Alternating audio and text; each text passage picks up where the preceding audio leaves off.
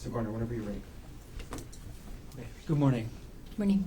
Okay, before we get any further, first thing I'm asking you to do is, if I can ask you to sit as close as you can as to the microphone. Okay. And then speak into the microphone as much as you can today, okay? Okay. All right. Can you please state your name? My name is Arielle Konig. And Arielle, what do you do for work? I am a project manager for TerraPower. What does TerraPower do? TerraPower is a nuclear innovation company. Okay. When you say nuclear innovation, what do you mean? We're designing an advanced reactor to deploy to replace retiring coal plants. And what do you actually do at TerraPower? I work on the fuel supply.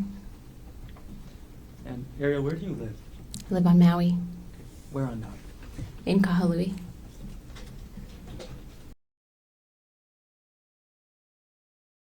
Who do you live with? I live with my children. Which children? I have two little kids and then my stepson. How long have you been living on Maui? Just over 3 years now. Arielle, are you currently married? Yes, I am. Who are you currently married to? Gerhardt Konig. As of March 24th, 2025, how long had you been married to Gerhardt Konig? About 6.5 years. Okay, as of that date, 1 year ago today, how long had you been in a relationship with him? Would have been about 9 years then. When did you first meet Gerhardt Konig? We met in the spring of 2016. And you mentioned you have some children. Do you have any children with Gerhardt? Yes, I have 2 children with Gerhardt. How old are those children? They are 5 and 3. If you were to see Gerhardt again, would you recognize him? Yes. Could you stipulate to identification, Your Honor? Okay.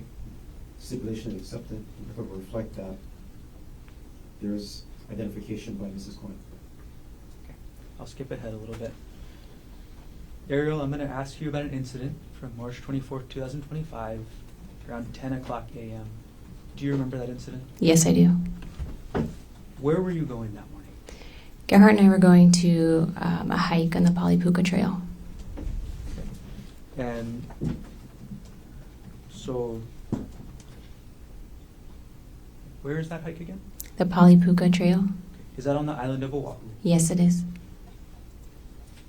Why were you and the defendant on the island of Oahu on March 24th, 2025? We came to Oahu to celebrate my birthday. And when is your birthday? My birthday is March 24th. Okay. When did you actually arrive on Oahu? We got here March 23rd, the day before. And when were you scheduled to leave? On the 25th. And you said March 24th was your birthday. I'm going to approach now what's been marked as State's Exhibit 133, previously shown to defense counsel. 133. That's the defense. State 133. May I approach, Your Honor? Yes. Okay, Arielle, I've just handed you what's been marked as State's Exhibit 133. Do you recognize what I've just handed you? Yes, I do. Okay. What is this? This is a birthday card that Gerhardt gave me last year. And when did the defendant give you that birthday card? It was in the morning. We were at our hotel getting ready to leave for breakfast and then for the hike. And gave me a present and this card. Does this photograph fairly and accurately depict the birthday card the defendant gave you on March 24th, 2025? Yes, it does. Okay. At this point, the state will move State's Exhibit 133 into evidence. Mr. Otake. No objection. What has been marked for identification as State's Exhibit 133 is received into evidence. I'm going to publish now what's been marked as State's Exhibit 133.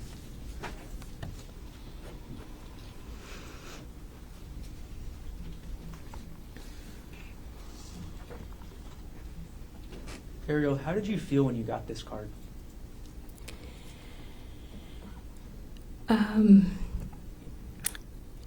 Hopeful. I was I teared up when I read it. I thought it was really sweet. And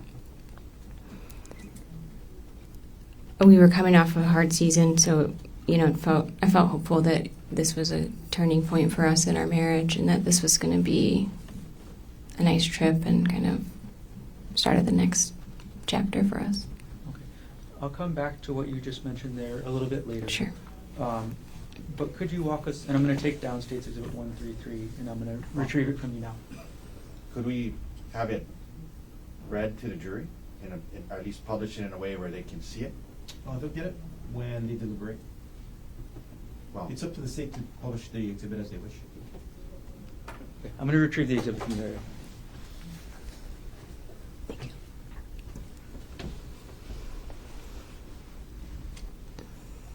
I'm going to hand it to the court. Okay. All right, Arielle, you got the birthday card in the morning, you said, and then you were late around 10 a.m. on this hike. Can you describe how you got to the Puka hike? We had a rental car, so we drove. Who drove? Gerhardt drove. And who planned the hike? Gerhardt planned the hike. Had you ever been on the Puka hike before? I had not, no.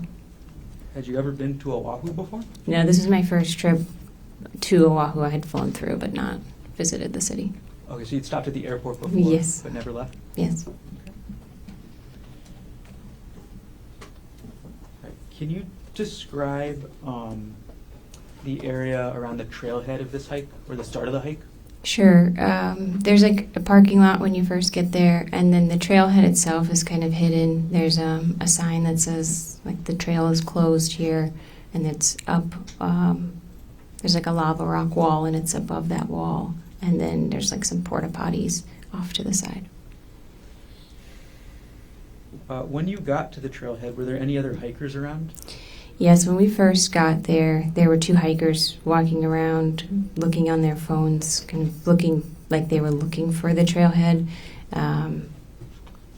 When there's a sign that says the trail is closed, so it looked like they were trying to figure out where the trail actually was. And what did you and the defendant do when you saw those two would-be hikers? We saw them, and I was like, oh, they're looking for the trail too. We should tell them it's up here, because we had seen hikes like that before where you kind of go past the sign. And he said, no, it'll be nicer if it's just us.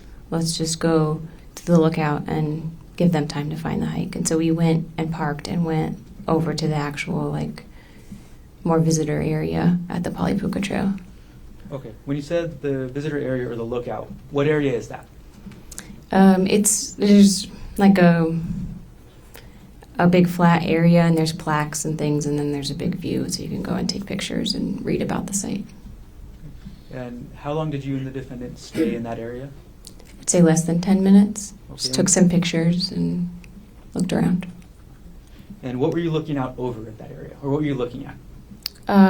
It's this big valley.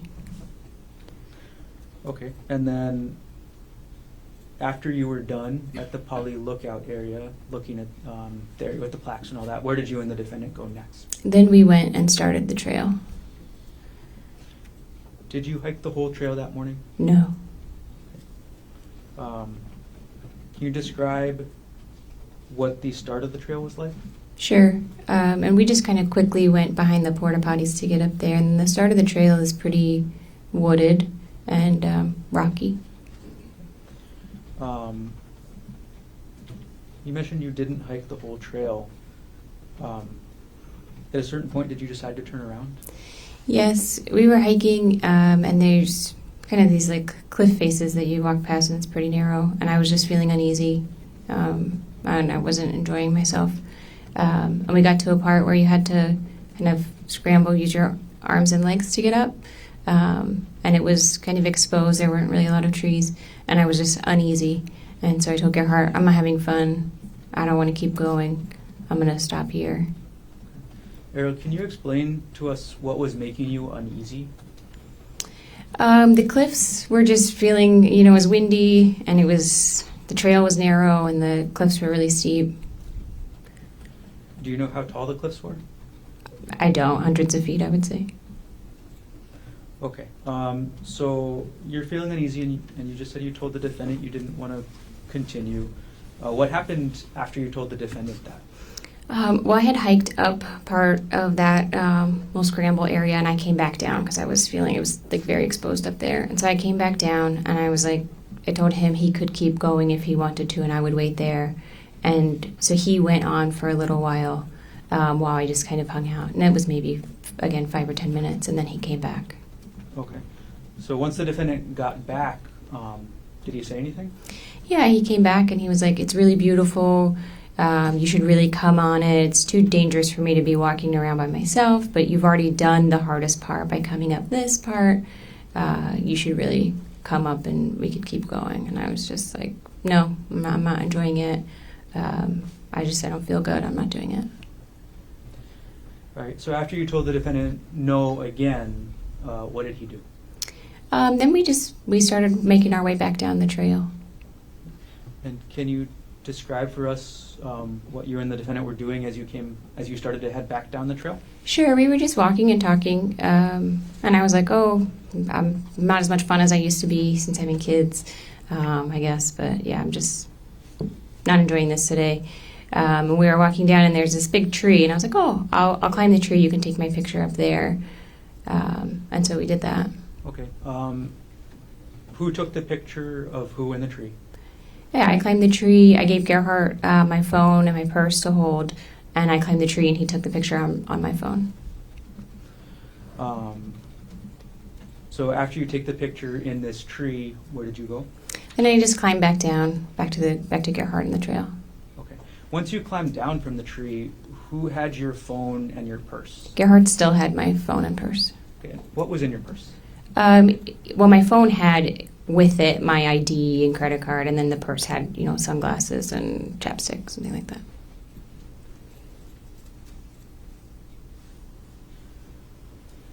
Okay. Now you mentioned one picture of you in a tree. Did you take any other pictures when you're coming down the trail? We did. At that point, Gerhardt said, "Let's take a selfie." There's like a cliff's edge there, and he's like, "Let's take a selfie with this view in the background." And so we went and took a picture there as well. Did you take any pictures of the defendant? On the hike up, we were both taking pictures. We were taking Snapchats and pictures. We have a family Snapchat group, and we were sending pictures in there. I see. Okay. All right. And you said Snapchat. What is Snapchat? Snapchat is an app that's photo-based that you send. I don't know how to describe it better than that. It's ephemeral. And you said there was ephemeral? It doesn't last very long. It's not like permanent storage. So you would send maybe less. You would send more pictures than you might otherwise. Okay. And let's see. Did you have access to any of your photos from Snapchat after this? Some, not all. I'm going to approach with State's Exhibit 131, which has previously been shown to defense counsel and shown again. Yeah.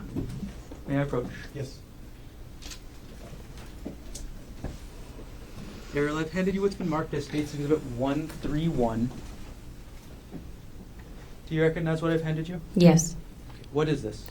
This is a picture of Gerhardt standing by the cliff's edge that I took on Snapchat and sent in that family Snapchat message. Okay. Could you clarify this for us? Is this going up the trail or coming down? This was taken on the way up when we were hiking up before we had turned around. Okay. Does this photo fairly and accurately depict the defendant as you photographed him on March 24, 2025? Yes, it does. At this point, the state moves Exhibit States 131 into evidence. Yes, we're talking. No objection. What has been marked for identification as State's Exhibit 131 is received into evidence. And I'm going to publish now State's Exhibit 131. Okay. Arielle, if you can look at the photo and describe maybe what's on the screen as well, what is the text on the photo? It says, "Don't look down." Okay. And is your identification on the photo anywhere? Yes, up in the upper left-hand corner. It says Arielle Konig. Okay. And what is Arielle Konig? That's my name, Ari, short for Arielle. Is that your Snapchat ID as well? I'm sure it is. All right. I'm going to take down State's Exhibit 131, and I'm going to retrieve the exhibit from you.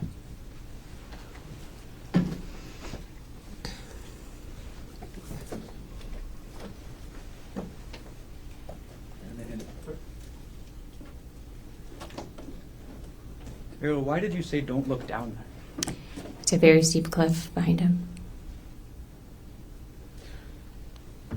Okay, I want to fast forward in time a little bit to the photos you mentioned later. Sure.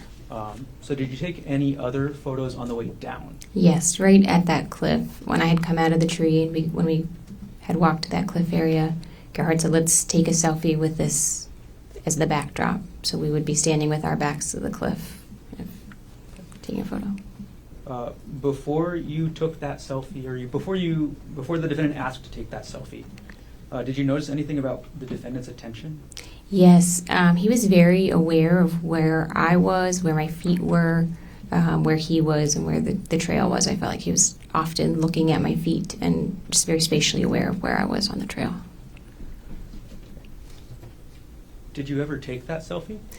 We did. It wasn't quite as close to the edge as he wanted. I was standing from that photo. You can see there's a pine tree, and I was holding onto a branch of that because I was just uneasy that close to the edge. And we did take a selfie, but I held onto that tree. Okay. Do you still have access to that selfie? I don't.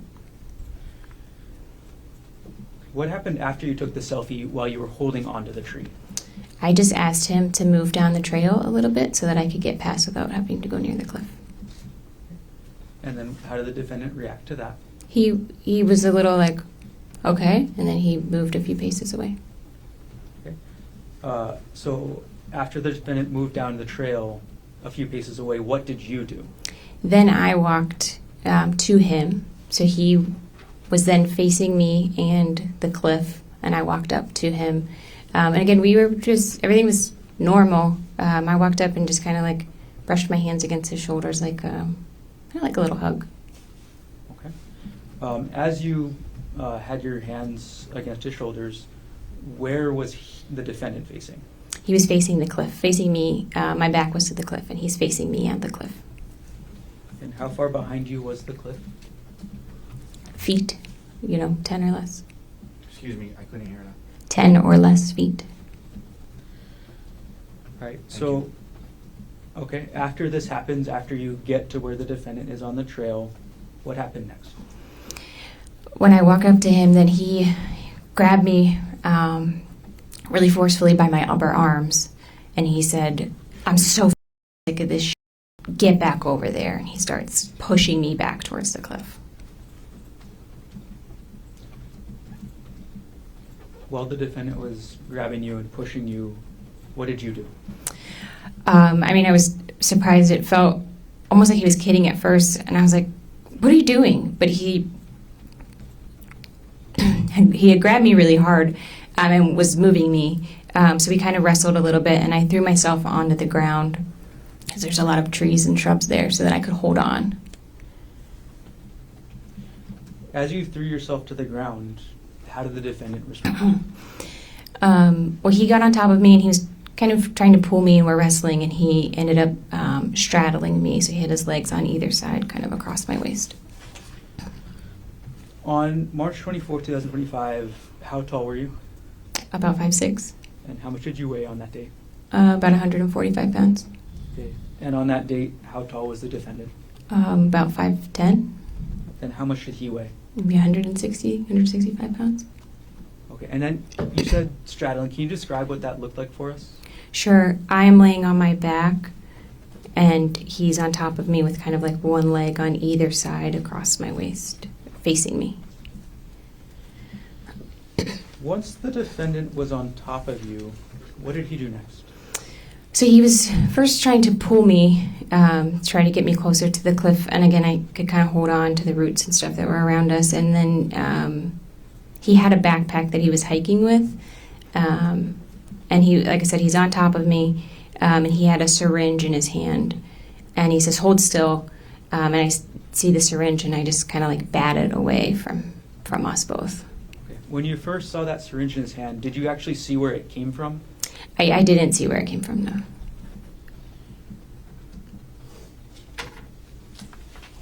All right, and you said you were able to bat it. Do you know where it went?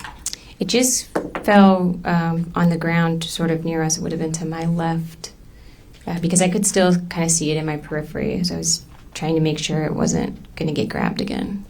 And then could you describe what you remember about the syringe, what it looked like? Sure. It was a clear syringe with a blue piece, maybe blue plunger, I guess is what that's called. Once you were able to bat the syringe away onto the ground, what did the defendant do next? So he had taken his backpack off, and it was on the ground to his left, so kind of to the right side of my body here. And he was digging in that with his left hand, and then kind of holding me down with his right hand.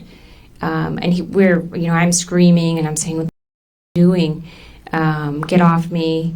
And he's saying, like, "You're done. I'm so sick of your, so done with you." And I'm trying to kind of protect myself and get out of there. But also he's gripping his hand closed really hard. And there's a vial in his hand, so I was trying to pry his hand open so I could grab that vial out. Okay. Which hand did you see the vial in? The vial was in his right hand. Okay. And did you actually get to see the entire vial? No. Okay. What part of it did you see? I could see pieces of it because I'm trying to like pry his fingers off of it so that I can grab it and throw it. Were you able to open his hand that was holding the vial? Not enough to get the vial away. All right. You mentioned the defendant was saying some things. Can you tell us what you remember he said as he was on top of you? Yeah. I'm screaming and he's telling me, "Shut up! Nobody's going to hear you out here. Nobody's coming to save you." And I'm saying, like, "You can't do this. Everyone knows we're on a hike. They'll know this wasn't an accident, and our kids will be orphans. You'll go to jail, and I'll be dead. Like, you have to stop." And again, he's saying, like, "You're done. We're done with you. We don't need you anymore. You're done. You're done." Did telling the defendant any of these things that you told him, did that get him to stop? No, not really. And I had said, like, "Your mom just sent me a really beautiful text for my birthday. Like, your family will be upset if I die. You can't face our kids after this, you know." And he did seem at that point to, like, calm down a little bit. Like, it seemed like he took a deep breath and calmed down. And so I had this moment where I was like, okay, this is the break. Like, I can get out. And then he just starts hitting me with a rock. Okay. I'm going to backtrack for just a moment, Arielle. As the defendant was on top of you, as the defendant was saying things, and as you were saying things back, were you trying to defend yourself physically at all? Yes, and I'm screaming and trying to defend myself physically. So I think I bit his forearm at one point, trying to, that would have been his right forearm. And then I was also squeezing his testicles with so I had my right hand trying to squeeze his testicles to get him to get off of me. Okay. And was that, when you were doing those things, was that before or after he calmed down, as you just said? That was before he calmed down. Okay. So what happened, you said, after the defendant calmed down? Oh, well, it felt like he calmed down because it looked like he took a deep breath. And again, I was screaming, and so he's covering my mouth and stuff, and then we have this moment of, like, it seems like he takes a deep breath, and then he just starts hitting my face and my head with a rock. Did you see where the defendant got the rock from? I didn't see where he got it from, but, like, spatially, he was, like, reaching up around this area of my head. So my impression was that there was a rock on the ground near my head that he was able to grab. Were you just holding your hand around the left side of your head? Yes, sorry. When the defendant was hitting you with the rock, did you say anything? I just started screaming because in my mind, he was trying to knock me unconscious to get to be able to drag me over the edge. So I just was screaming then as much as I could. Did the defendant respond to what you were screaming? No. Did anybody other than the defendant respond to what you were screaming? Yes. So I'm screaming, and I do think I was saying something like, "Please help. He's trying to kill me." You know, I'm hoping somebody can kind of hear that. And I, at some point, hear a woman's voice say, we're here, we're calling 911. We're here, we're calling 911. Okay. So after you hear that woman's voice, what happens? He just kind of Gerhardt just kind of froze and knelt back away from me. And I just crawled away really slowly. And again, he seemed just frozen. And then I was yelling to the voices I heard, "Are you still there? Are you still there? Don't leave me." And I couldn't hear anybody calling anything back. So I just kept crab walking away, like I'm on my butt, kind of like scooting. And I just kept going and got to like a lower part of the trail. And the women were down there, and one of them was on the phone with emergency personnel. As you crab walked away, did the defendant follow you? No. So as you crab walked away, did you see what the defendant did? He just, like I said, he seemed frozen. He just kind of stood up and was staring. And then I didn't see where he went after that. He didn't follow me when I went down to those women. What happened when you got to the two women? When I got to them, we were just trying to figure out how to get out of there as quickly as we could. And so they tried to stand me up to see if we could walk down with me kind of draped over them to get through, but I couldn't stand. Excuse me. That was just like an unstable. So one of them went behind me and was kind of sweeping to make sure he wasn't coming after us, visually scanning to make sure he wasn't coming after us. And then the other one was in front leading us. And one of the women had like a large metal water bottle, and she had that in her hand, and she was like, "This is the only weapon I have." But and then I crab walked or kind of scooted down the whole trail with them on kind of either part to try to keep us safe.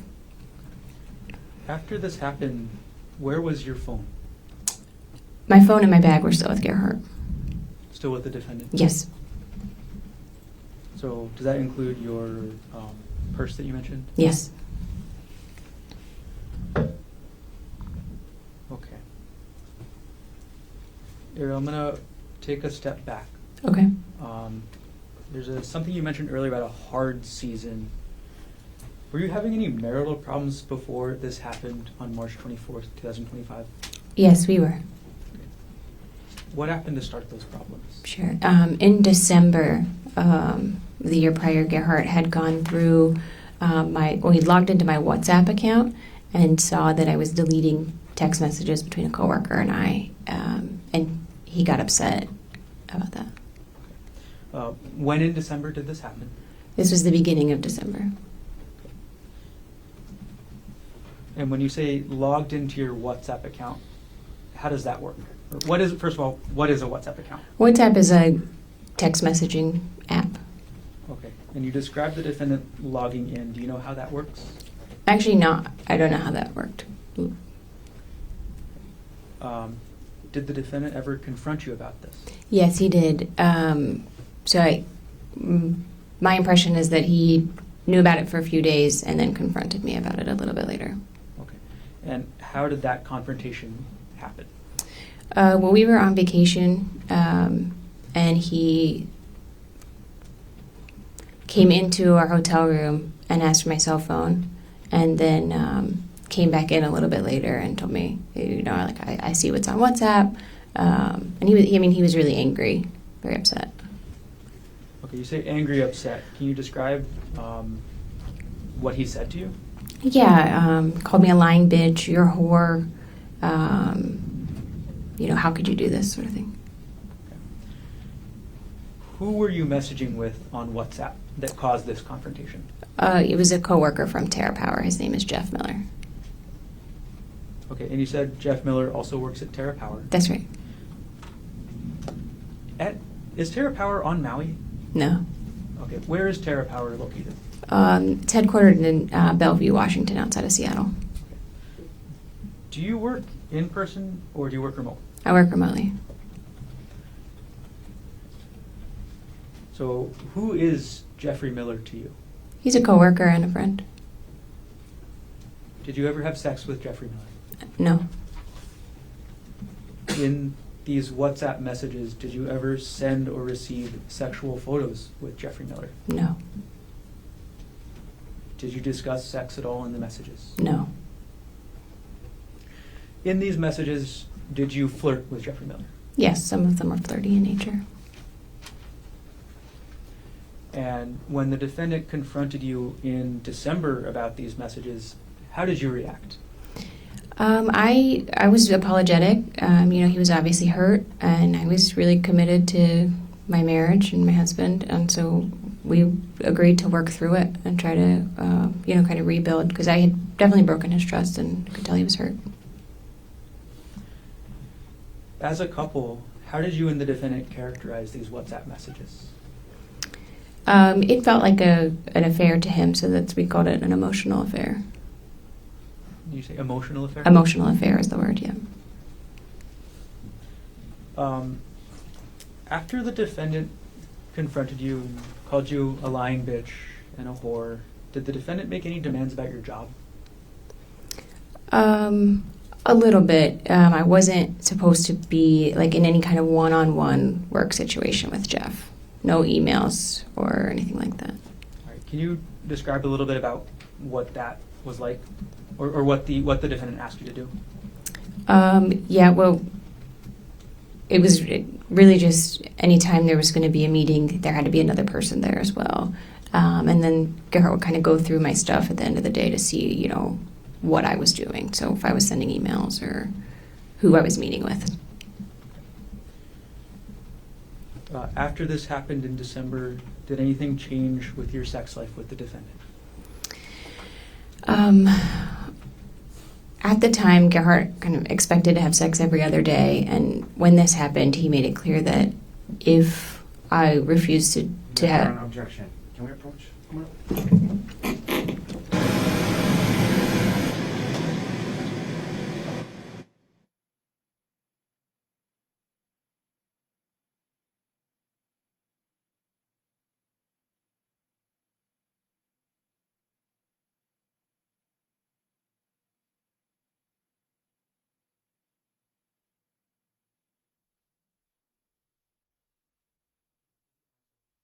Gentlemen, Ms.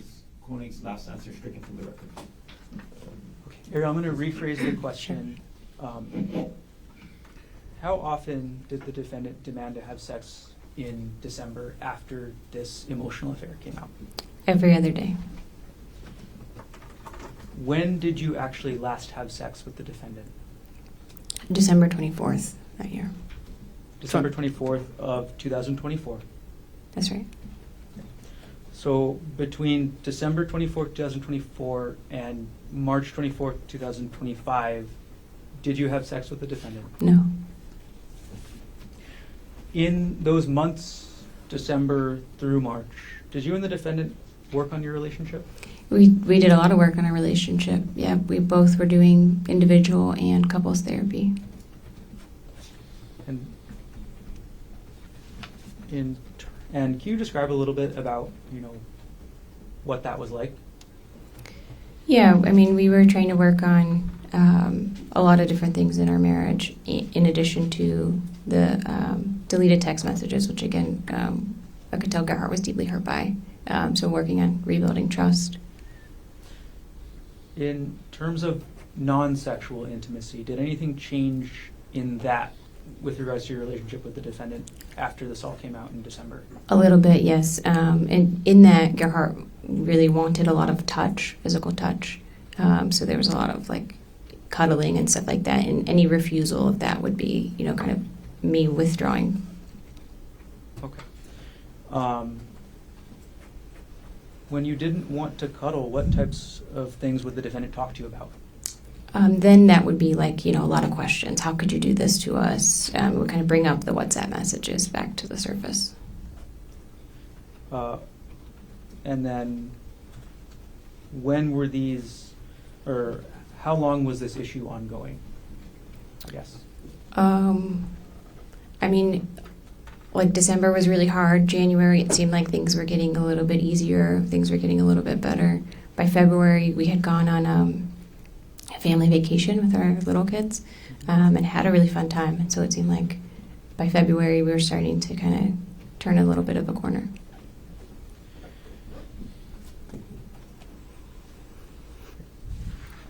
And were you and the defendant still talking in January? Yes. Okay. I'm going to approach now with States Exhibit 130 and 117 for your decision with the defense. May I approach, Your Honor? You may.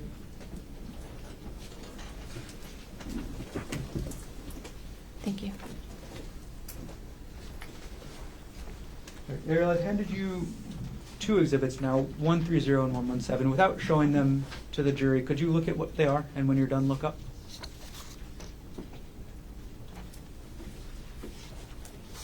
Okay, let's start with the one with the sticker on the back that says 130.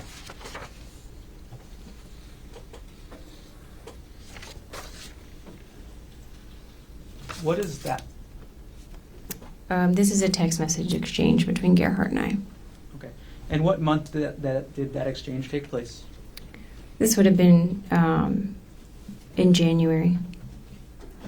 Right. Who does this exhibit fairly and accurately depict the text message exchange between yourself and the defendant in January 2025? To the best of my knowledge, yes. Okay. At this point, the state moves exhibit 130 into evidence. Mr. Otake. No objection. What has been marked for identification as States Exhibit 130 is received into evidence. Okay. I'm going to now publish and put up on the screen what's been marked as States 130. Okay. And then can you describe the context of this message? Yes, so Gerhardt would have been at work, just kind of texting me an update. So he's in the blue, but I was at home. And what was Gerhardt's work? Gerhardt was an anesthesiologist on Maui Okay. Do you know where he primarily did his work? at the hospital. Right. We're going to take States Exhibit 130 down. Could you now take a look at the one marked States Exhibit 117?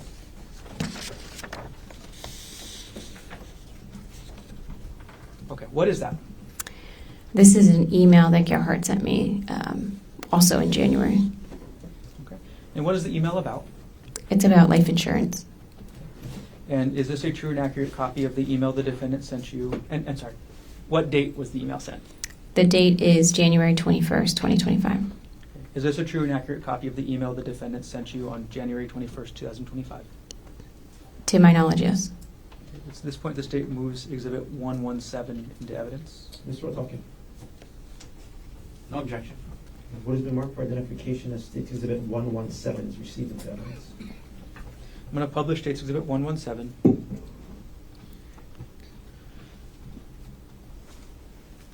Arielle, what was the defendant asking you to do in this email? He wanted me to reach out to an insurance representative from AAA to apply for a life insurance policy. At the time that you saw this email, did you think anything of it? No. We're going to take Exhibit 117 down from the screen right now. And I'm going to retrieve both exhibits from you, Arielle. Thank you. And you need to click.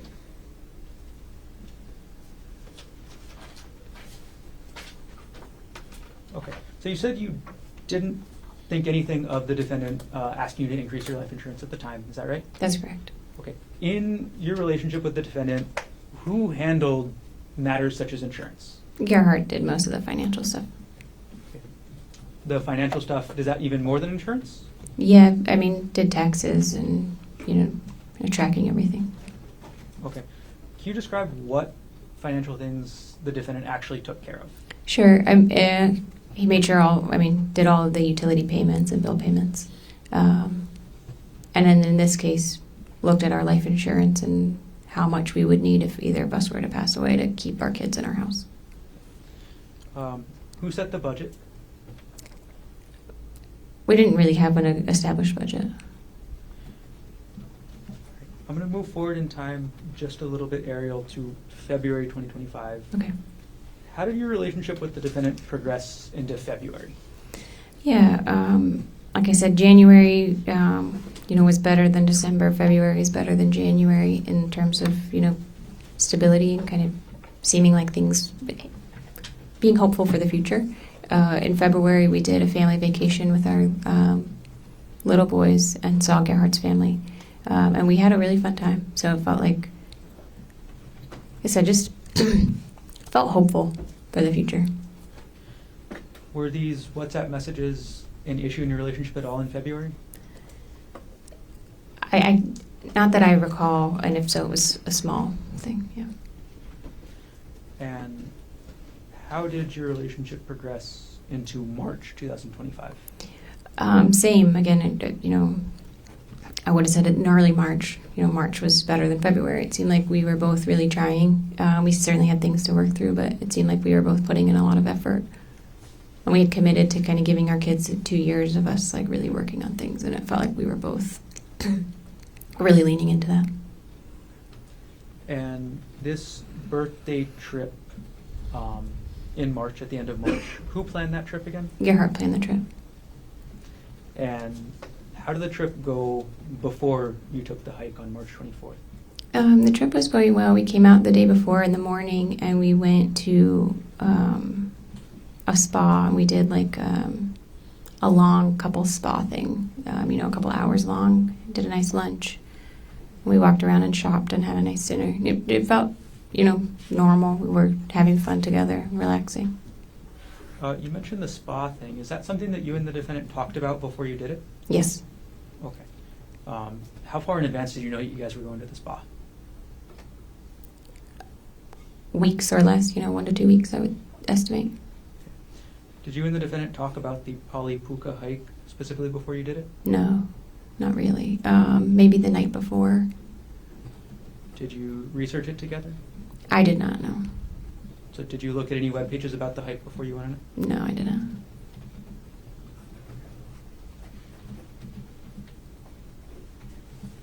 Arielle, I'm going to jump forward in time now to after March 24th, Okay. or after the incident on March 24th. After this happened, did you receive any medical treatment? I did, yep. I was taken by ambulance to the hospital where I was treated for severe complex scalp lacerations, and they did some imaging and stuff. How long did you stay at the hospital? I was in the hospital for 1 night. So you got out of the hospital then March 25th? In the evening of the 25th, yes. And where did you go once you got out of the hospital? To my house in Maui. Can you say that one more time? To my house in Maui, sorry. And is that the 19 Pu'uehu place address that you mentioned? That's correct, yes. When you got back to Maui, did you find anything relevant in your house to what happened? Yes. A few days later, I found Gerhardt's work bag in our closet. Okay. And what did you find that was relevant about the work bag? I just unzipped it, and I could see syringes and medication were in there. How did you react to finding the bag of medical supplies? I was surprised. I called an attorney and then got in touch with the police to have them come get it, just in case it was relevant. Did the police eventually come and collect the bag? They did, yes. 2 evidence specialists came to take it.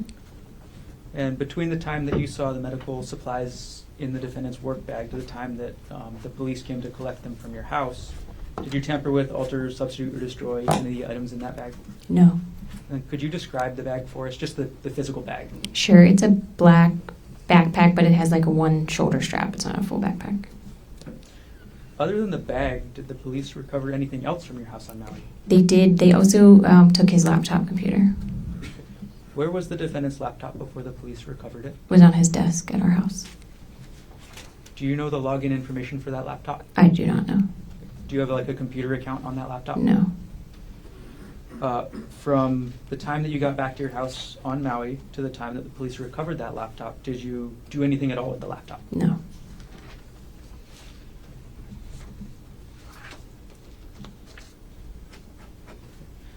Now, you talked about your treatment on Oahu so far. Did you have any sort of medical treatment after you got back to Maui? I did. I had a lot of wound care for. I had a bunch of stitches through my scalp. I had a lot of wound care for that, and then I had some treatment for a distal fracture of my thumb. Were you able to work after this happened? No, I was out of work full time for maybe 4 weeks, something like that, and then I was on light duty for a few weeks after that, and then ongoing physical therapy for vertigo and for just kind of fatigue and being able to sit at the computer and do, because I work on my computer screen all day. So did physical therapy to kind of strengthen the ability to do that. How long before you were fully recovered, just in terms of able to work a normal work day? Maybe between 2 and 3 months. Do you have any visible long-term effects from the injuries from March 24th, 2025? Yes, I have scarring on my scalp and my face.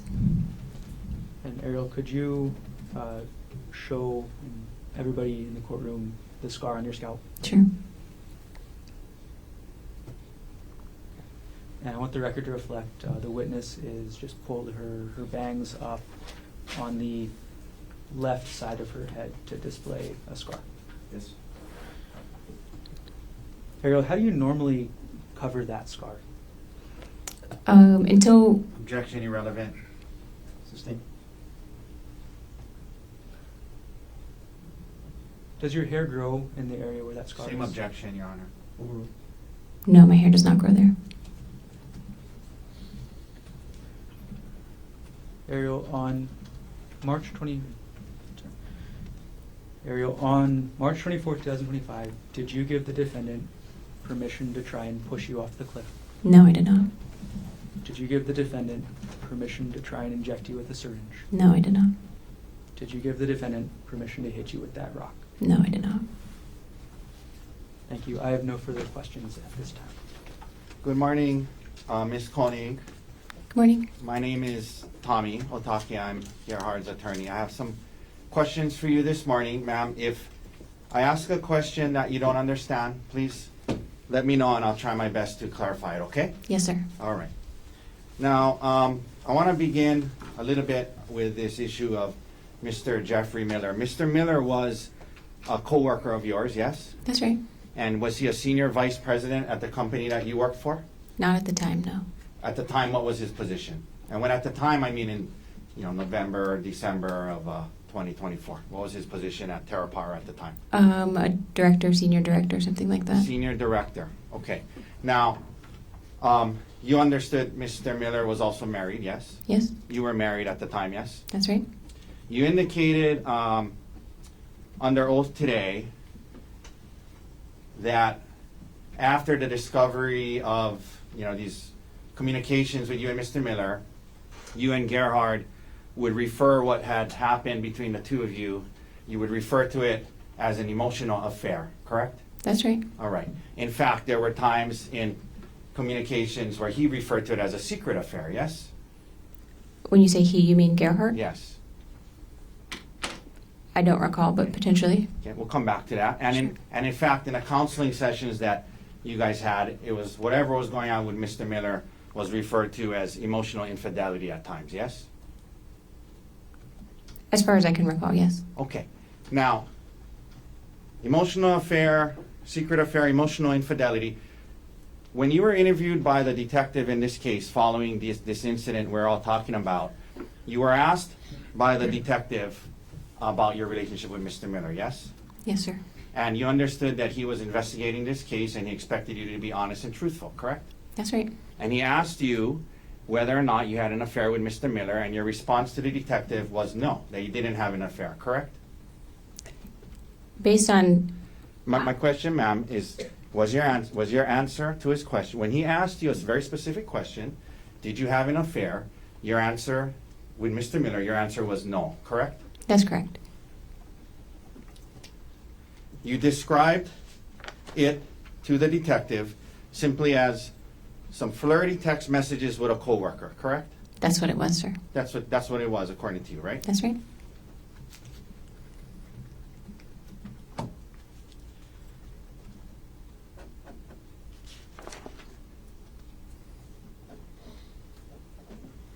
Now, after the discovery of these messages and what was going on with you and Mr. Miller, there were times when you and Gerhardt would communicate about the situation by text messages between the two of you, correct? Yes, sir. Okay. And isn't it true that on December 9th, 2024, Gerhardt sent you a text that said, you engaged and continued an elaborate secret affair instead of coming to me asking to work on our relationship. You remember him sending you that text? I'm sorry? Objection, hearsay. Sustained. It's impeachment, Your Honor. She said there was no affair. I can Approach.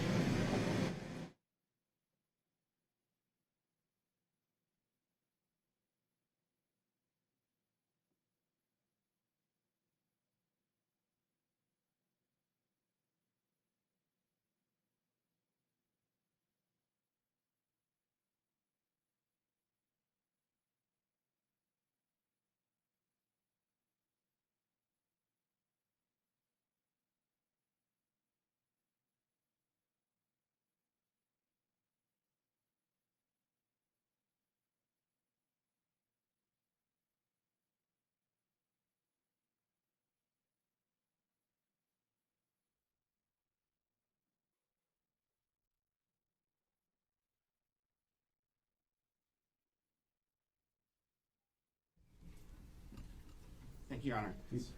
Isn't it true that in a text message on December 9th, when Gerhardt texted you and accused you of engaging in a secret affair, your response to that text was, if anything, I learned how stupid it was this time and know how to make sure it doesn't happen again. That was what you responded. That was your response to him confronting you and saying you engaged in a secret affair. You said, I learned how stupid it was, and I know how to make sure it doesn't happen again. Correct? It felt like an affair to Gerhardt, and that's how we were treating it in our marriage. Ma'am, can you listen to my question? Sure. Okay. My question is about the text message. Isn't it true in a text message, I'm not asking you why you said what you said, in a text message, when Gerhardt accused you of engaging and continuing an elaborate secret affair, your response was, if anything, I learned how stupid it was this time and know how to make sure it doesn't happen again. My only question is, do you recall sending that response to him when he accused you of being in a secret affair? Yes.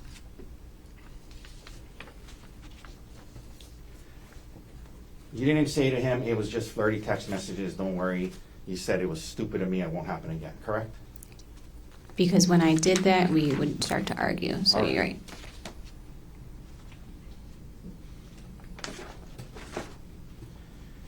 And when you said in your text message, I know how to make sure it doesn't happen again, that was in reference to the elaborate secret affair that he was referencing, yes? To breaking his trust, yes.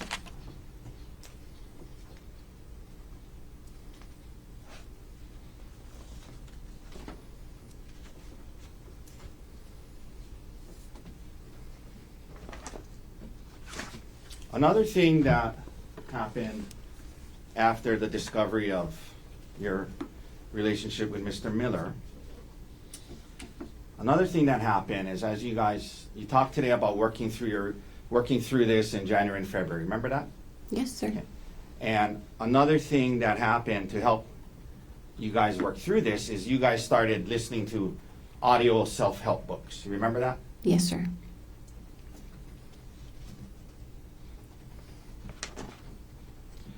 One of the audio books that you purchased and listened to was entitled How to Help Your Spouse Heal from Your Affair. You remember purchasing and listening to that audio book?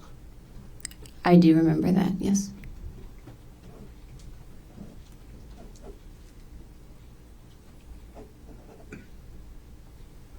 You took the time to purchase it and listen to it. And that was the title of it, How to Help My Spouse Heal from My Affair, as in your affair, correct? That's correct.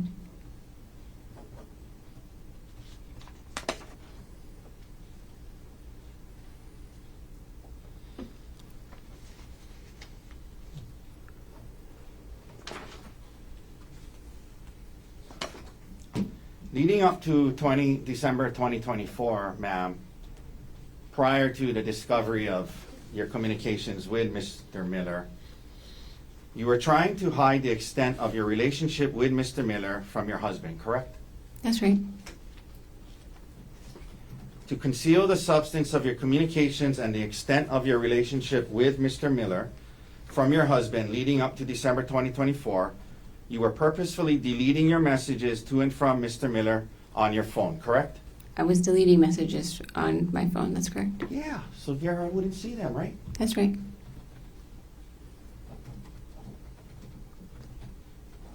And by the way, you work with Mr. Miller, correct? That's right. You guys have work emails that you can email each other on, yes? Yes, sir. He had a work phone, yes? Yes, sir. Did you have a work phone? No. Okay, but you had text messaging on your phone. You could text him on his work phone about work things, yes? Through text messaging, yes? That's an option for sure. Yes. Yeah, and emailing about work things on a work email, that was an option, right? Yes. But you chose to communicate with Mr. Miller, this other married man, on WhatsApp, correct? I use WhatsApp for work for other things too. Yes. Ma'am, that wasn't my question. Yes, I talked to him on WhatsApp, sir.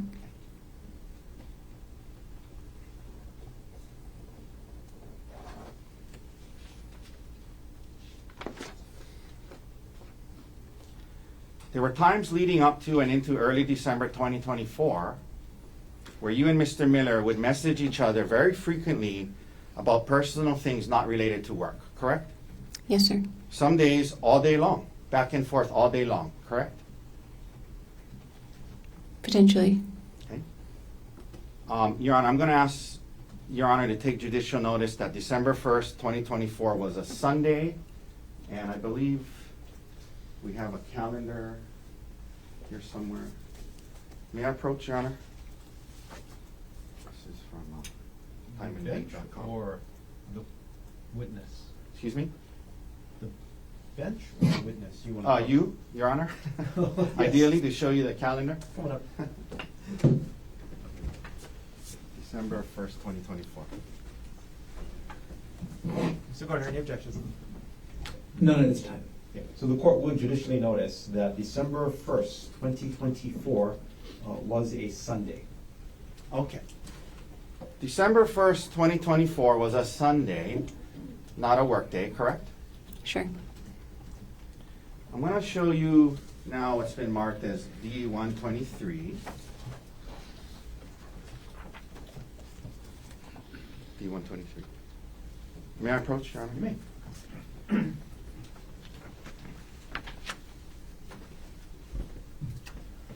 Ma'am, I'm going to hand this to you. I'm going to ask you to just thumb through it.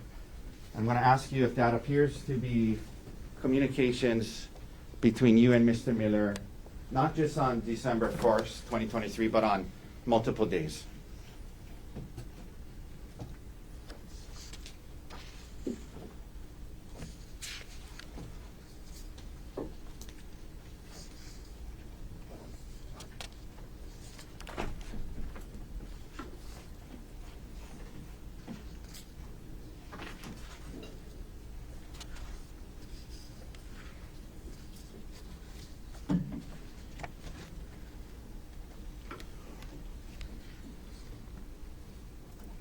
Will you please repeat your question?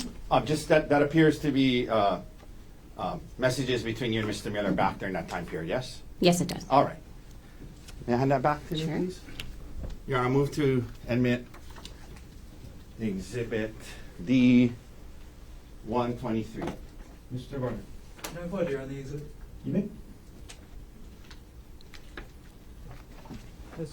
Konig, I'm going to hand you back what's been marked as D123. Thank you. Take a look through, and are there any redactions to that exhibit? Yes, Did you place those redactions yourself? I did not. Do you know what has been redacted? I do not. We have a moment. That's how you guys gave it to us. Okay. No objection then. Are you aware that when the prosecutors pulled this from the computer, that's the redactions they provided to us with? I'm not aware of Well, hang that. on. Do you still want to proffer it or no? Yeah, I'd like to admit it into evidence. Do you have further foundation, like? Well, I mean, I think the question is, No objection. no objection. No follow-up then, right? Not foundationally. Okay. Then what has been marked for identification as exhibit D123 is received into evidence. Thank you. May I approach and retrieve it? Yes, you may. May we publish, Your Honor? Yes, granted. And Mr. Dirks, if you can please go to 12:1. First of all, this goes on for pages and pages and pages, correct? Yes, it's over months. Excuse me? It looks like it's over months, but yes. But this is all between you and Mr. Miller, correct? Yeah, Your coworker, right? that's right. Okay. Let's go to 12:1, please. Mr. Dirks, let me know when we're there. I think it's the bottom of 1908. Is that it? Yes. Okay. Can we blow up the bottom section, please? Okay. Is it possible to make it bigger? Or not really? Shucks. Okay. Ma'am, I'm going to read this to you, and can you see it on the screen there? May I have a copy? Oh, sure. That's probably a good idea. Thank you. Thanks. I'll turn to 1908.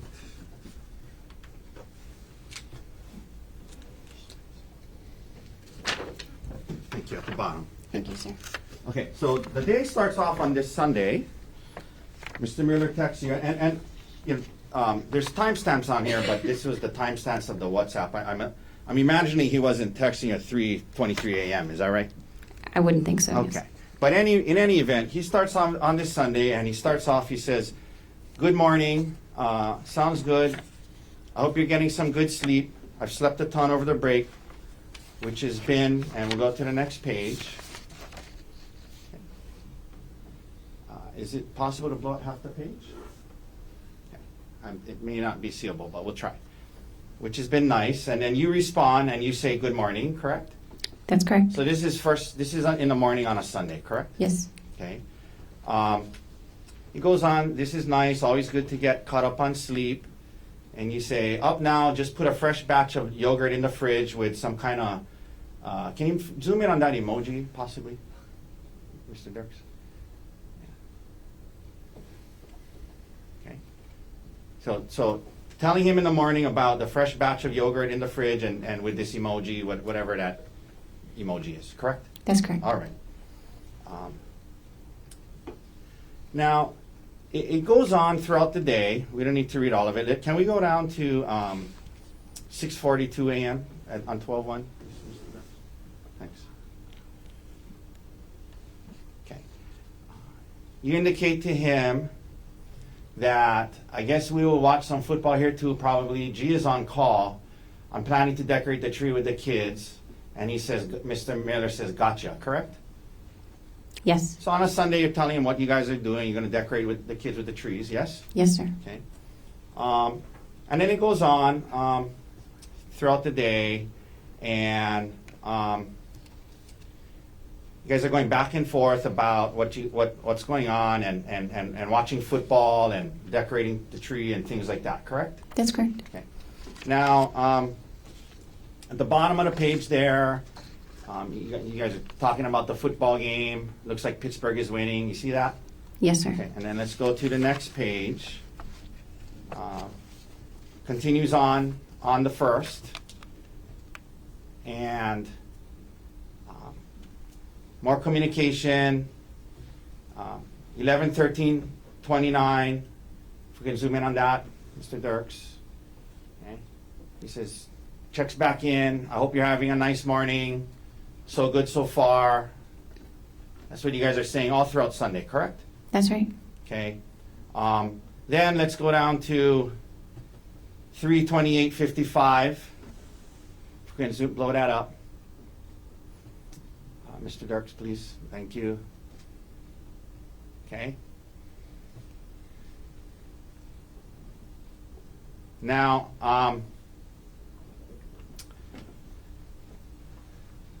says he says, I'm making sure Kay eats OFC, guessing that's what the lie was about.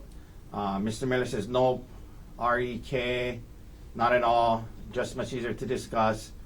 And then he says, plus I'm looking forward to chatting at some point anyway. And can we blow up that emoji, please?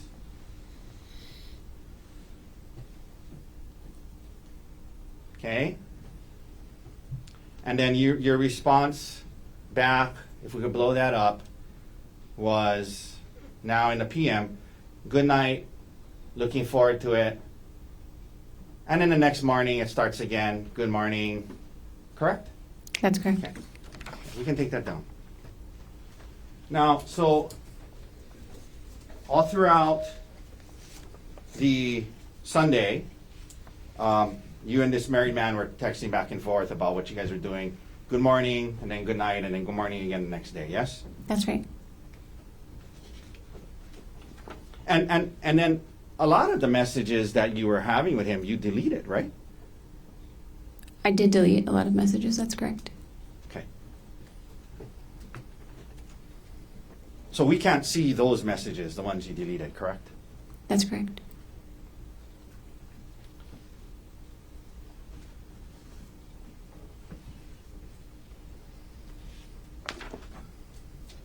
Have you ever heard of the word, and I may not be pronouncing it correct. Actually, can I take that back? Have you ever heard of the word Heleu? How do you say H-E-L-E-U? Haleu. Haleu. What is, in your line of work, what is Haleu? Haleu is high assay, low enriched uranium. It's like a range of enrichment for uranium-235 that would be used as nuclear fuel for advanced reactors. Okay. I have no idea what you just said, but it has to do with your work, right? Yes, sir. Okay. And during this communications with Mr. Miller, you and Mr. Miller would use the word Haleu in your personal messages to one another as code to let the other person know when your respective spouses were around, correct? It was for Gerhardt specifically, but yes, that's correct. It was for Gerhardt specifically, meaning you would tell Mr. Miller, I got Haleu today, can't talk. And that was your way of communicating to him, hey, I'm around Gerhardt today, yes? That's correct.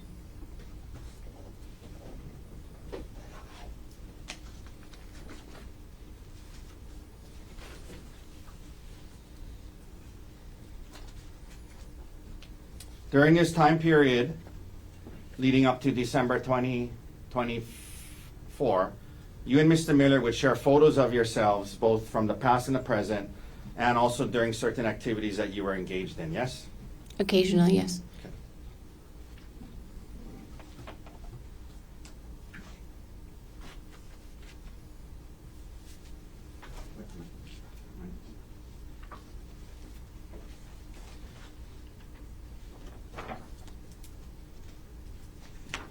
And, Your Honor, may I approach with D-124? Yes.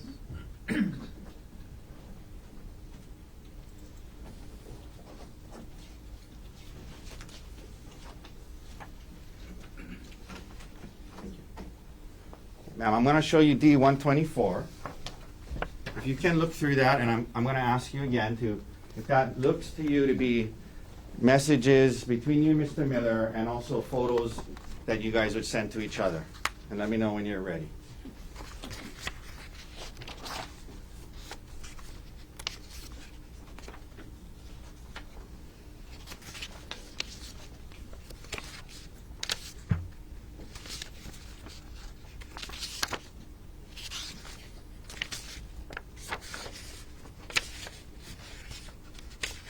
Yes, sir. Okay. And that appears to be fair and accurate depictions of messages you guys would send to each other, correct? That's correct. All right, Your Honor, move to admit D-124. No objection. Will be marked for identification as Exhibit D-124 is received into evidence. Could we please publish and start on page P2250? Okay. Let's blow up that picture at the top there, please. You want a copy? I'll give you. Yes, please, sir. Thank you. May I approach, Your Honor? Yes. Okay. Do you like this one? Oh, yeah, I'll take this back. Thank you. Okay, so this is a picture Mr. Miller sent to you. One of my two BFFs. This was in Vegas. And then you looks like you attached a heart emoji to it. Yes? That's a reaction, yes. Excuse me? It's like a reaction on the message. It's not attached. It's just like acknowledge. Got it. A heart emoji reaction. Correct. Got it. Let's go to the next page, please. We publish that. And let's pull up the one with the dog in it. Okay. So Mr. Miller sends you this with a picture of his dog, yes? It says my brother's family's dog, but yes, Wow. a dog. A picture of a dog, yeah. That's correct. Okay. It's his brother's dog, right? That's what he says, yes. It's not his dog. He's sending a picture of his brother's dog, right? According to the message, yes. And is he making a kissing face at you, or you don't know? I don't know what. Okay. Let's go to page 2253. This is from October. Can we blow up the beaches on the top, please? You sent him photos of, this is you sending him photos of beaches, correct? That's correct, yeah. All right.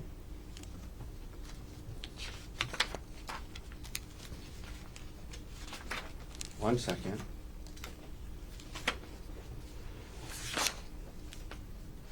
Now, while we're here, why don't we go to page 2256 while we have this up. Okay. Can you blow up that thing on the top that says HMA VPN service, Mr. Dirks? Thank you. So, in November of 2024, Mr. Miller sent you a link to something called HMA VPN service, total online privacy with HMA, correct? That's correct.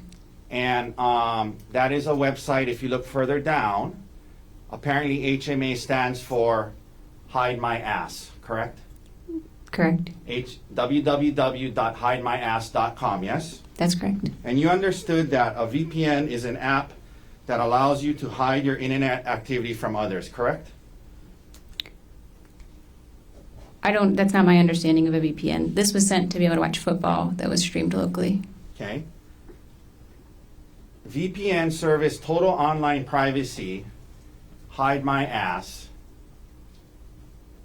And he sent you that so you could watch football? That's right. Okay. This wasn't for work purposes, was it? This is not for work purposes. You're correct. TerraPower wouldn't use something called www.hidemyass.com, would they? I would not expect them to use that. That's correct.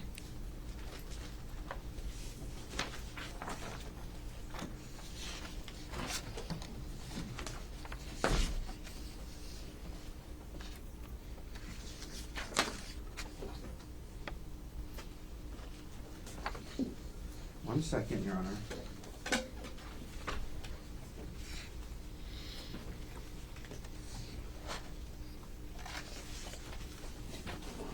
You also sent photos to Mr. Miller as well, and may I approach Your Honor with 183? Yes.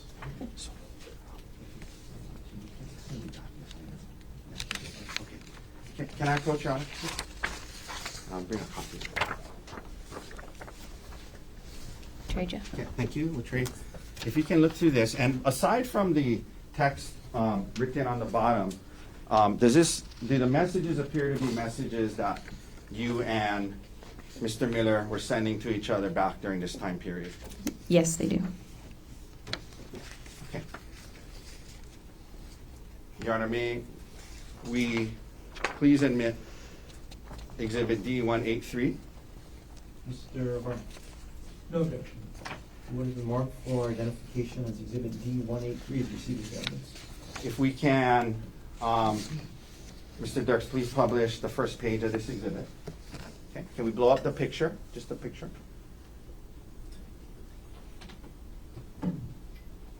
Well, actually, I take that back. Let's blow up the message to begin with. Okay. So you were on a trip. Who's the other lady in that photo, ma'am? That's my best friend, Gianna. Gianna. Okay, we're going to talk about her a little later. But you were on a trip with her, correct? Yes. And you're texting Mr. Miller while you're. Was it just a girls' trip? Was Gerhardt there? It was the first night of a trip, so it was just the girls the first night. Okay. And 9:47 p.m.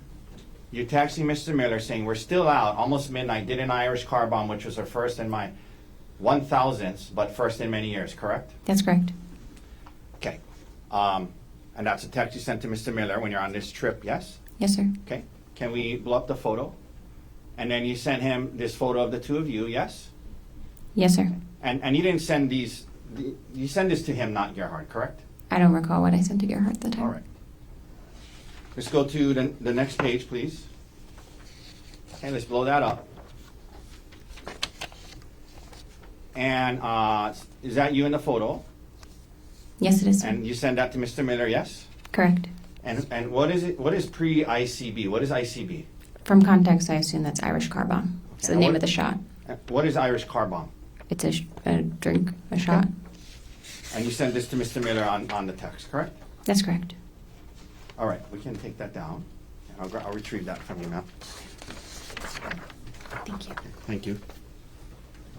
So, we just went through all of that, and when the detective asks you about it, you say, no affair, just flirty text messages, correct? That's correct, sir.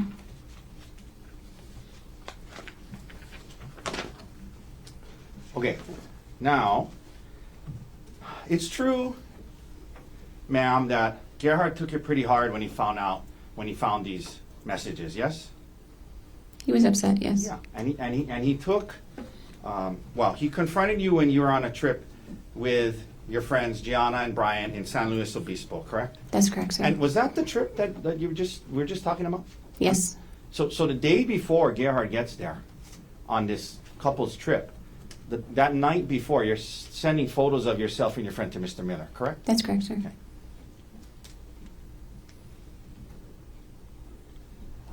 Did he have a code word for you that he would tell you when his wife was around? Not to my knowledge. All right. Now, Gerhardt confronts you on this trip in San Luis Obispo, and he had actually told Gianna and Brian about it before he confronted you, correct? That's correct. And that upset you, correct? Yes. Yes, you didn't want them to know, right? Oh, I would have just preferred to be able to talk with him first. I tell Gianna almost everything. I think I would have told her about it anyway, but You think you would have told her about it anyway? Had you told her about it prior to him confronting you? I mean, had he confronted me, I would have told Gianna that we were working through that. But- There wasn't, in my mind, A something. second ago, you just said you were a little upset that he told Gianna, right? He told them before telling me. Right, and that upset you, right? Yes, that felt unfair. Now, Gianna and Brian had actually been through something similar recently, where Brian supposedly had cheated. Oh well, strike that question. Recently, Brian had an affair on Gianna, correct? And they were working through that, yes, They were working through marital problems. involving him in infidelity, right? That's not my marriage. Doesn't feel like that should be my business. I'm not asking if it was your business. I'm asking if they had talked. Gianna had shared that with you. You guys are best friends. You guys share everything. Sure. So is that what she shared? I was aware they were working through marital troubles, and fidelity specifically was an issue. And so it's true that you understood Gerhardt was turning to them for advice on to how to handle this, right? In some cases, yes, I understood that. After confronting you about it, as you indicated, you were immediately apologetic, yes? That's right, sir. And you wanted, you were apologetic, and then you guys were going to try to work through this, correct? That's correct, sir. There were certain things he needed. I mean, isn't it true that he said he wanted you to quit your job? He didn't ask me to quit my job, but he did talk about it, for sure. Okay. He did talk to you about quitting your job, correct? Potentially, yes.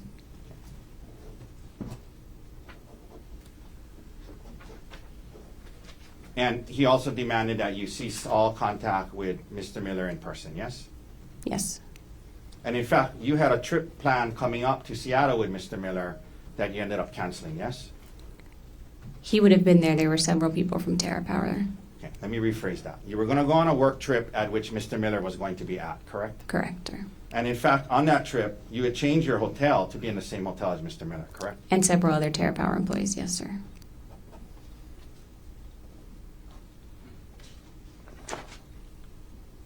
Your job was, well, I'm going to get into it more in a second, but your job was pretty rare and unique, right? Like that you were in the nuclear energy field, correct?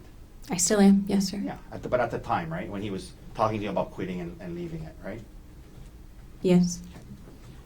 You talked about his need for intimacy, both emotional and physical. You indicated that he wanted to have sex every other day, correct? That's correct.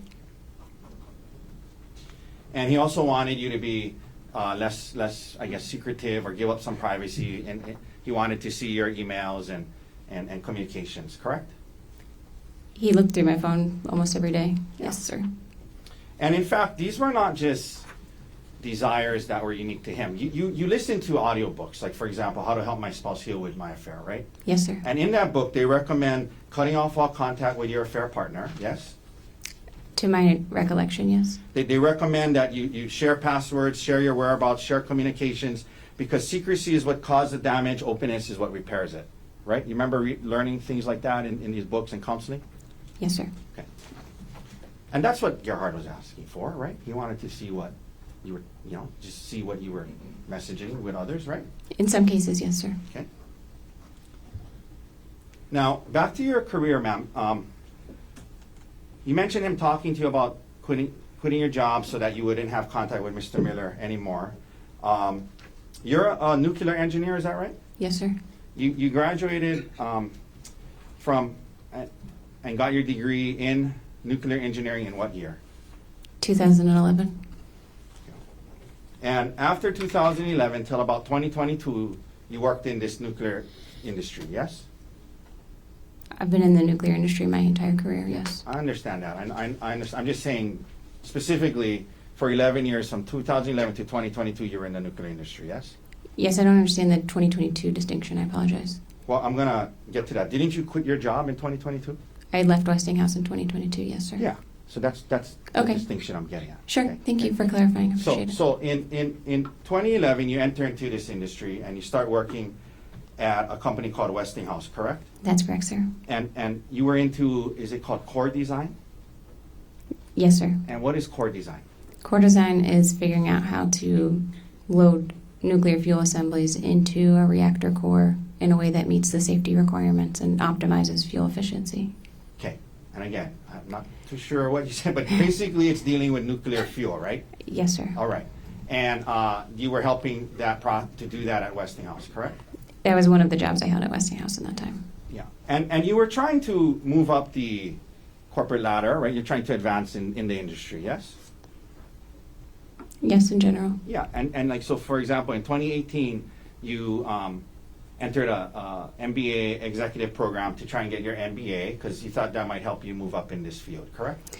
It wasn't an executive MBA program. I was doing a part-time MBA after work. I am only making that distinction because there are two different programs. Okay, I thought that's what an executive MBA program is where you still work and do it at night. But maybe There we're are talking about separate this- ones. There are separate things that's more focused and faster. Understood. So it's more accurate to say you entered an MBA program that allowed you to work during the day and go to school at night. That's correct, sir. And the purpose was to try and get your degree advanced in the field, yes? It was to develop in the role I was in. I was doing a more business-facing position at the time, and it was thought the MBA would help me develop those skills a little bit more. Okay. And then after doing that, in 2022, you quit, right? I'm sorry, what's the wording you like to use? You left your job at Westinghouse. I correct? quit Westinghouse. Okay. That's In accurate. 2022, and part of that was, it was, you didn't feel it was the right fit, you're trying to move up, there wasn't opportunities, you thought it'd be best to just leave and focus on your kids, correct? No, sir, I wouldn't characterize it that way. Okay. But you end up leaving Westinghouse, yes? I did leave Westinghouse, but for different reasons. And when you left Westinghouse, there was it around shortly thereafter? Well, when you left Westinghouse, you didn't have another job lined up, correct?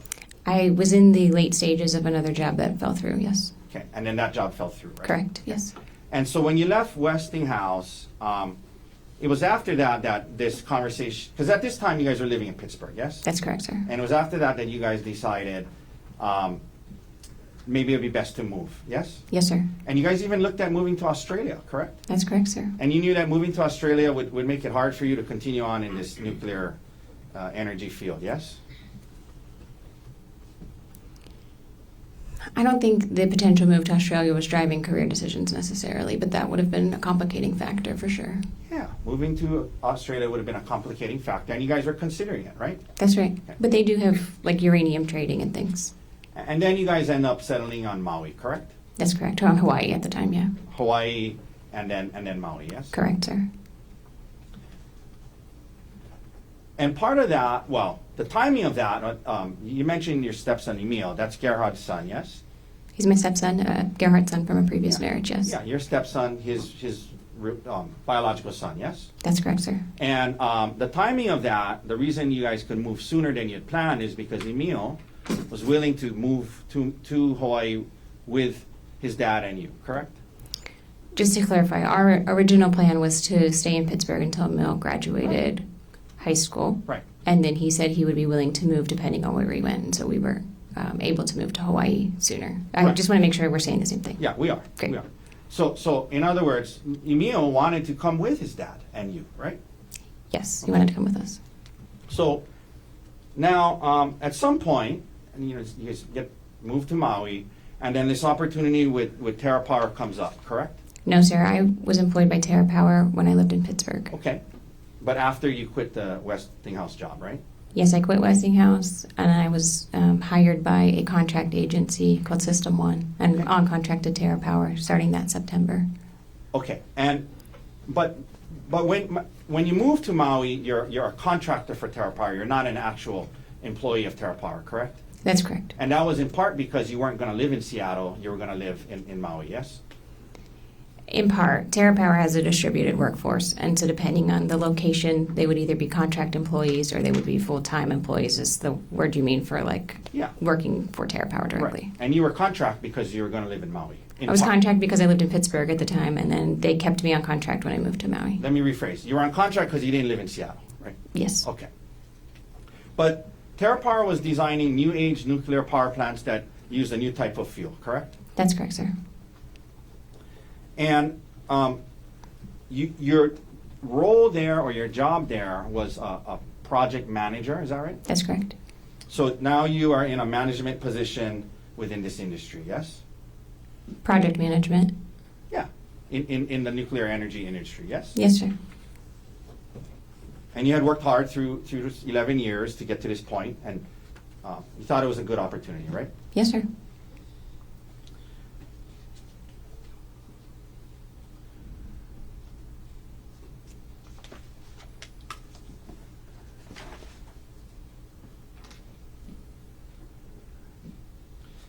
Now, we just talked about Gerhardt, when he found out about this, talking to you about leaving, so you wouldn't be around Mr. Miller, correct?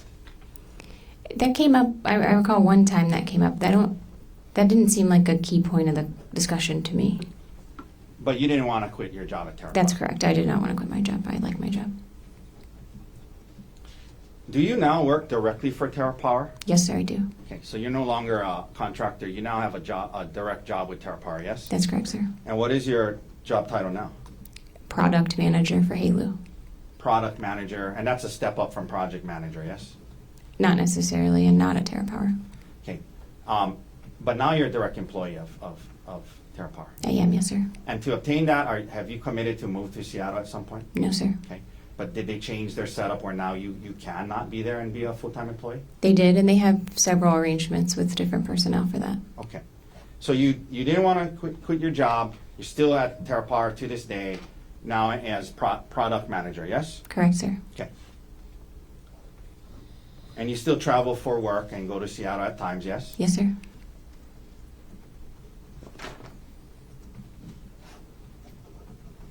Now, at some point you mentioned engaging in counseling, yes? After the discovery of this communications with Miss Gerhardt's discovery of your communications with Mr. Miller, right? You guys started couples counseling, yes?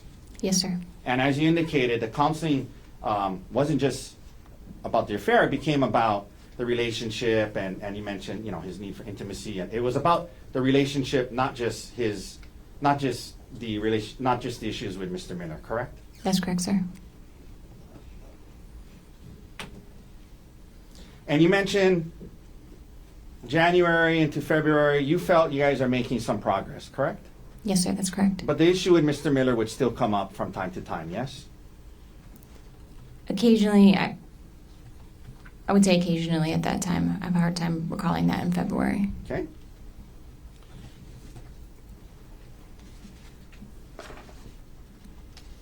And you know this issue of the discovery of these things prior to December, generally you describe your marriage as a good marriage, right? Yes, sir. So now we're heading into March and going through counseling, trying to work through it, and your birthday's coming up, yes? Yes, sir. And ma'am, the concept of going on a staycation to Oahu for your birthday, it was actually your idea, yes? No, I didn't want to travel. I was saying I wanted to stay with the kids, but I did say Oahu would be fun sometime. And he was like, well, let's go to Oahu. Okay, so you remember being interviewed by the detective in this case after the incident? Yes, sir. Do you remember being asked by the detective who planned this trip? And do you remember your response was, he planned the trip, he was kind of asking what I wanted to do for my birthday, and I said, like, sometime I want to go to Oahu, it doesn't need to be now. Remember saying that to the detective? That sounds accurate, yes, sir. So at least that's what my question was. The concept of going to Oahu was something that you brought up, right? And you said, it doesn't need to be now, but I've always wanted to go there on a staycation. It doesn't need to be now. And he said, oh, let's go, right? Sure, yes. Okay. It's not like out of the blue he said, hey, we're going on this trip. It's going to be on Oahu. This is what's happening. You raised the concept, yes? I raised the concept of wanting to go to Oahu at some point, yes, sir, that's correct. In response to him asking what you wanted to do for your birthday, right? Potentially, I don't recall that. Well, is that what you told the detective? I think you and I are interpreting that differently. I'm not asking about interpretation. I'm asking about the words you use Objection to argument. the detective. Sustained? Can I get the exhibit page in line? Sure.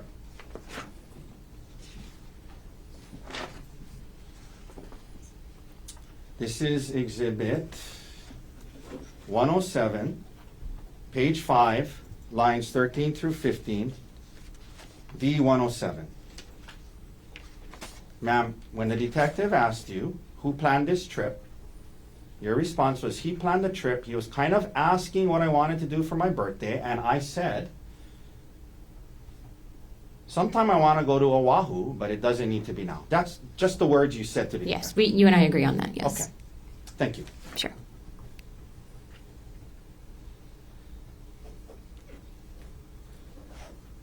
Now, you mentioned the hike, and I think you said that you only learned about the hike the night before once you were already on the trip. Is that right? About which specific hike we went on. Okay, but you knew you were going to go on a hike, right? We didn't have, aside from having planned to do the spa and shop around, a hike was kind of up in the air. I don't know that we had, before leaving Maui, definitively settled on going on a hike, sir. Yeah, but the concept of going on a hike came up. That's why you brought stuff, shoes and clothes to go hiking, right? Yes, like I said.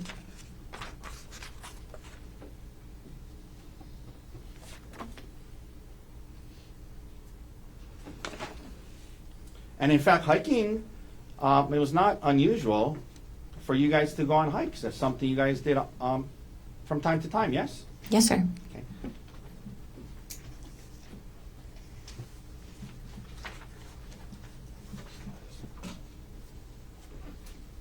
Okay, may I approach with exhibits D158, D160,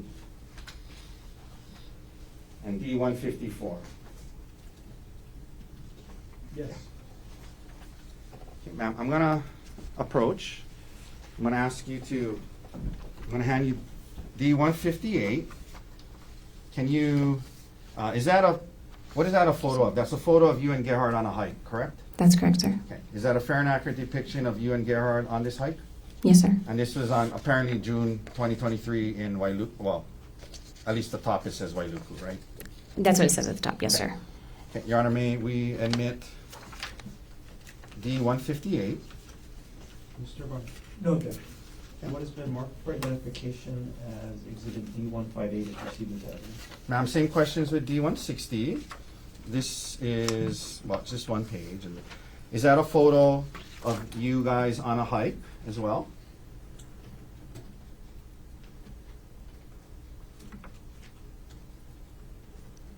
Yes, sir, it is. Okay. May we admit D-160? Mr. Gardner? Can I set date for that photo? The date says, at least on the top, it says September 11, 2023, yes? Yes, it does. No objection. And then lastly, Then what has been marked for identification as Exhibit D-160 is received into evidence? and then lastly, thank you, Your Honor. Lastly, this is D-154. Is that a fair and accurate depiction of a photo of you on a hike as well? Yes, sir, it is. All right, okay, thank you. May we admit D-154, please? Mr. Gardner? No objection. What has been marked for identification as Exhibit D-154 is also received into evidence? So again, before we publish these, it wasn't unusual for you guys to go on hikes. That's something you guys did together, right? That's correct, yes. Okay. Can we publish 158, please? Okay. And up on the screen there, can we blow that up a little, Mr. Dirks? Okay. That's you and Gerhardt on a hike, yes? Yes, sir. Okay. Could we publish 160, please? Okay. Another picture of the two of you on a hike, correct? I'm not sure that Gerhardt is Oh, well, in you're- that photo. I'm in there. Okay. It's dark. Okay. Do you think maybe Gerhardt took the photo? Okay. And then let's go to page 154. That's also a hike you would have done with Gerhardt, yes? Yes, sir. All right. Okay, we can take those down.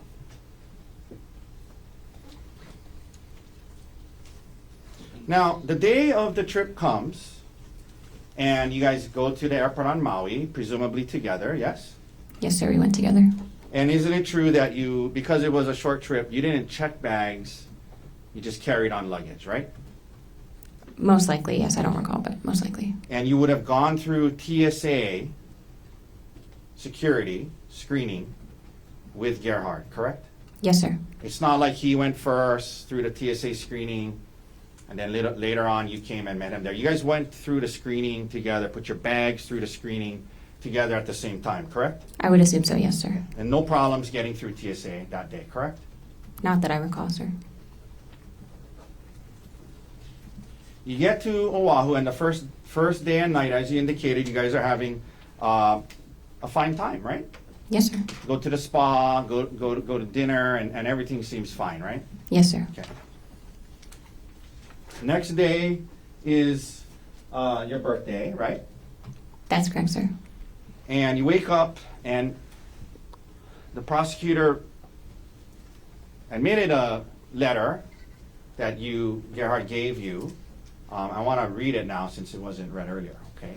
Objection to argumentative. Well, we'll let the jury see it now, okay? So, the birthday card, in addition to that, he gave you a gift, right? Yes, sir. And it was a nice necklace, yes? Yes, sir. He gave me a necklace. Okay. So with the card, that morning of your birthday, he gives you this nice birthday card and he gives you a nice gift before you guys head out on the hike, correct? Yes, sir. And 1 second, Your Honor, if we could, it's a similar.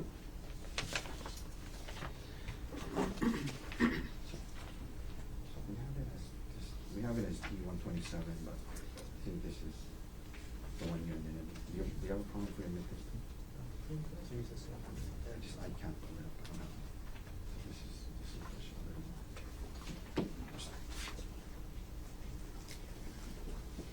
yeah, is it in there? Okay. May I retrieve the exhibit? Yes. With the card? I don't know what number it is, sorry. Oh, thank you. Okay, thanks. Okay. May I approach? Yes. Okay. I'm approaching with S-133 already in evidence. Ma'am, can you please read that out loud to the jury? This is the letter that Gerhardt wrote to you on the morning of this hike. Well, let me rephrase that. This is the letter he gave to you on the morning of the hike, correct? This is the birthday card he gave me. Okay, please Yes, read sir. it to the jury. It says, "Happy birthday. Angel face, there isn't an obstacle in this world too hard for me to fight through for you. I would take on anything just to see your smile. You're one of the kindest, most giving, and selfless people I know, putting others before yourself with so much love. You're the heart of our family, and the heart is drawn. Fun, fearless, and a terrific mom. The kids and I hit the jackpot with you. Love always, G." Okay, may I approach? Okay, so that's the card he gave you the morning of the hike, right? That's right. Okay. Now, in addition to the card and the present he gave you, you were aware that he had made a reservation for dinner that night, the night of the hike, at a restaurant called Fett Restaurant. You knew that, yes? I knew we had dinner reservations. That was the extent of it. Okay. So you knew that the night you're supposed to go on a hike in a day, and you knew that he had made reservations for dinner somewhere that night, correct? Yes, sir. But you didn't know it was at Fett? Correct. Okay.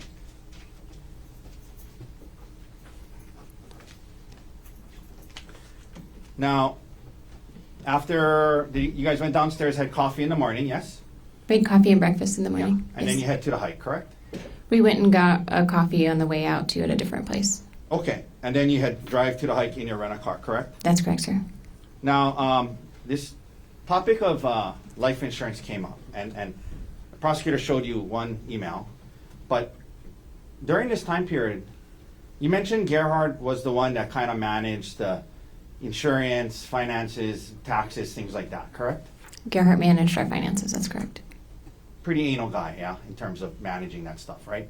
Kept records, had documents about retirement, and that's just how he was, right, during your marriage, yes? He was a good record keeper, yes. Yeah. And so, leading up to March,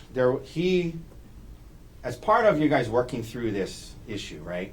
As part of we're gonna be together, there was a discussion about, increasing life insurance for both of you in case something happened, to make sure that the kids were okay and the house could be paid and things like that, right?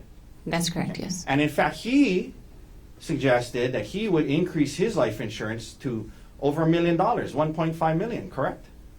I don't remember the amount of his, but the rationale is correct. We looked at how much money we would need to keep our kids in our home, and based on our pay disparity, he would need a higher life insurance policy than I would need. Yeah, and so you remember telling the detective that yours was closer to 100 and his was closer to $1 million? Yes. Okay. So the effort to do this, he made it a point to make his way more than yours, correct? Again, based on that rationale, yes, sir. The morning of the hike, prior to heading to the hike, Gerhardt showed you an email from that morning showing that the second half of his increased life insurance had been confirmed and put into effect that very morning. You remember him showing you that email? I do not, sir. Would seeing that email from that morning help to refresh your memory? Potentially, I'll look at it, sure. May I approach? I'm not going to admit it. This is the email. D116, Your Honor. Thank you. I'm going to show you this email, and I'm going to ask you if you recall seeing that the morning of the hike. And when you're done reading it, hand it back to me, and we'll read it to yourself and then hand it back to me. Do you want me to read the email itself? No, Oh, I okay. want you to read it to yourself, and then I'm going to ask you a question when you're done.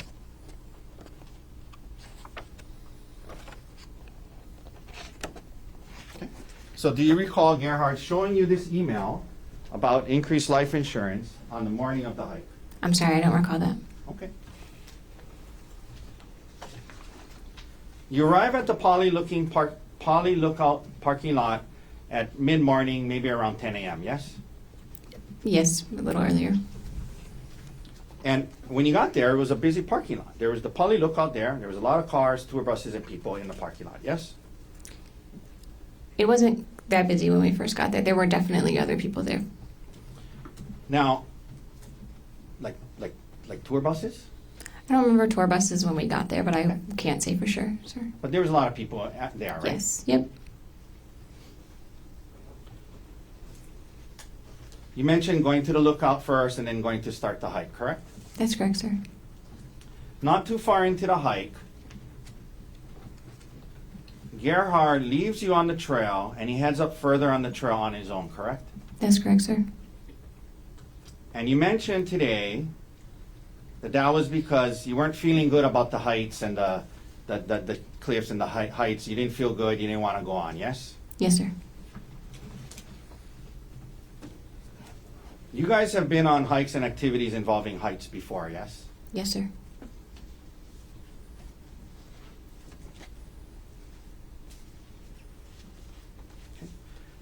Your Honor, I'm showing defense counsel D-147, 149, and 156.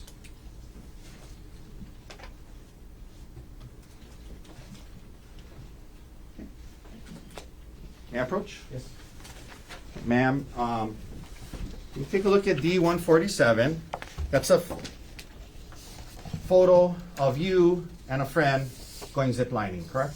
That's correct. Is that Gianna?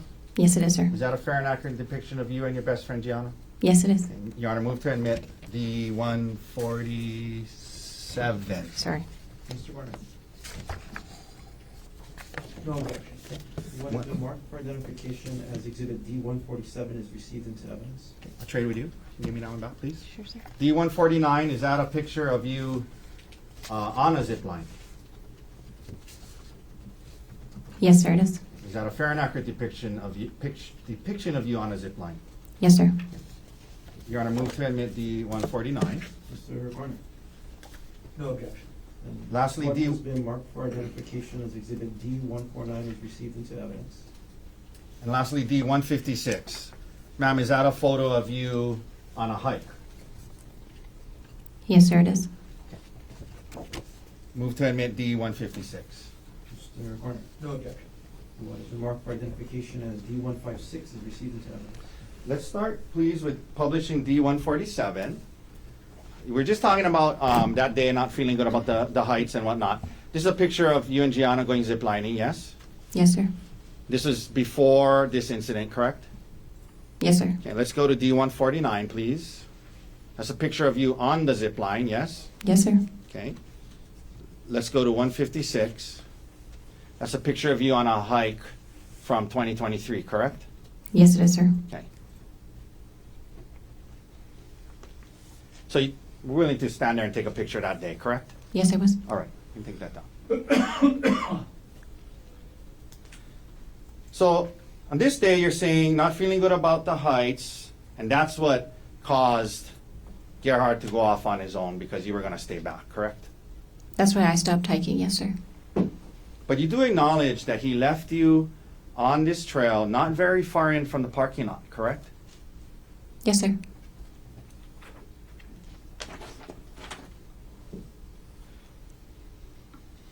Now, you say today to this jury that you told him, I'm just going to wait here for you, right? That's correct, sir. And you're under oath today, right? Yes, sir, I am. Isn't it true when the detective interviewed about this situation, when he gets back to you, he says to you, oh, you're still here? Remember telling that to the detective? Not specifically, but that sounds accurate. Okay, well, would seeing the transcript of what you told the detective help to refresh your memory? Sure, but I don't disagree that happened. So I don't know that I need to look at it, but I will if you would like me to. Well, it depends. So, Sure, let's look at it. Okay, well, let's just, to be fair, and give you a chance to look at it, okay? Thank you. And this is D-107, Your Honor, and Mr. Garner. Page 7, lines 1 through 4.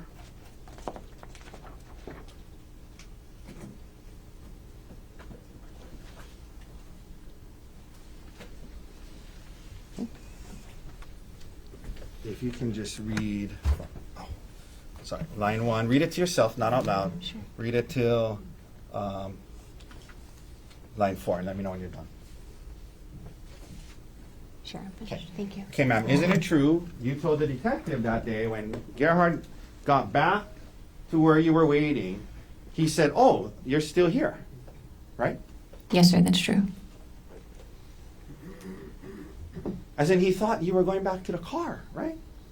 That was not the implication, sir.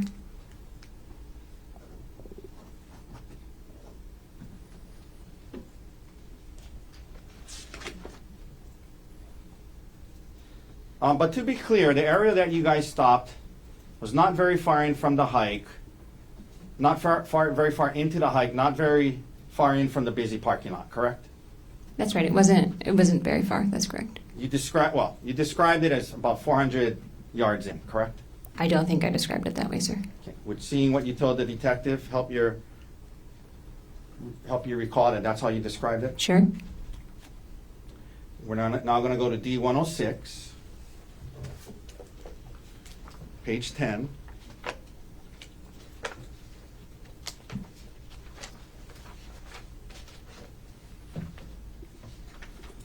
One second.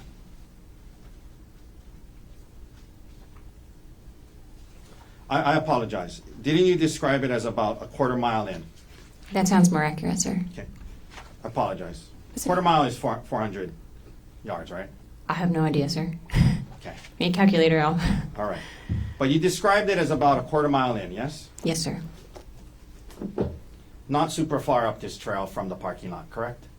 A quarter mile. I mean, it's uphill and it's rocky, but yes, But not super far into the trail, correct? a quarter mile, sir. So now he comes back, and you say he wants to, at some point, take a selfie, correct? That's right, sir.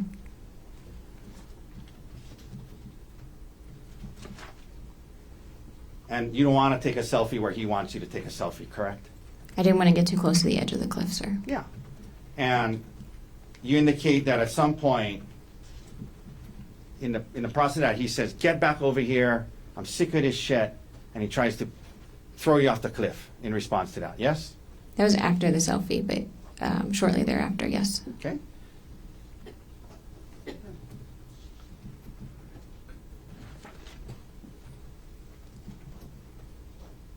And you indicated that when he initially, according to your version of events, when he initially grabs you, Objection argumentative. Ask the question. according to your version of events, when he grabs you, he says, get back over here, and your first thought was that he was kidding because he really wanted a selfie, right? It was just very shocking. So yes, my initial reaction was, he must be kidding, yes. But isn't it true you told the detective, my first instinct was that he was kidding and he really wanted a selfie? Yes, sir. And then you throw yourself on the ground, correct? We're like wrestling. So he grabs me. I realize he's not kidding because he's forcefully moving me towards the edge. We wrestle and I throw myself on the ground. Yes, sir. Okay. And when you did that, you were about 10 feet away from the cliff, correct? Something like that, yes, sir. And that's what you told the detective, you're 10 feet away from the cliff, yes? I think I said I was about 10 feet away from the cliff, sir. Where you end up on the ground, there were plants, shrubbery, and trees in that area between you and the cliff, correct? Yes, sir.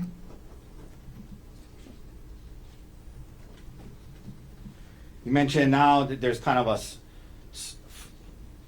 scuffle or fight going on where you're, I think you said you bit him, you're grabbing his testicles, and there's a scuffle going on, correct?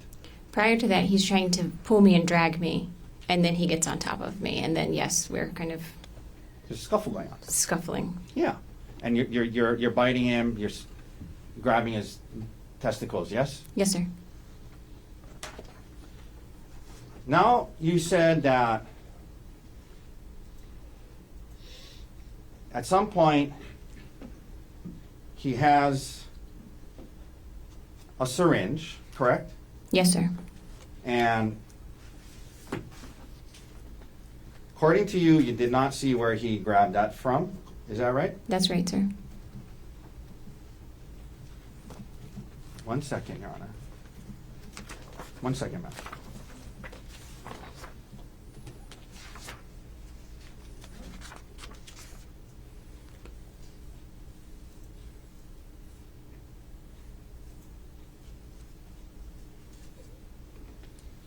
And according to you, he's holding this syringe, and according to you, you flick it out of his hand, right? Yes, I swatted his hand and caused him to drop the syringe. Yes, Okay. sir. You mentioned that at some point, according to you, you see him holding a vial, correct? Yes, sir. And your belief was he was trying to load the syringe with the vial when he was wrestling with you, correct? No, sir. The first syringe he What? produced. 1 second. Sure.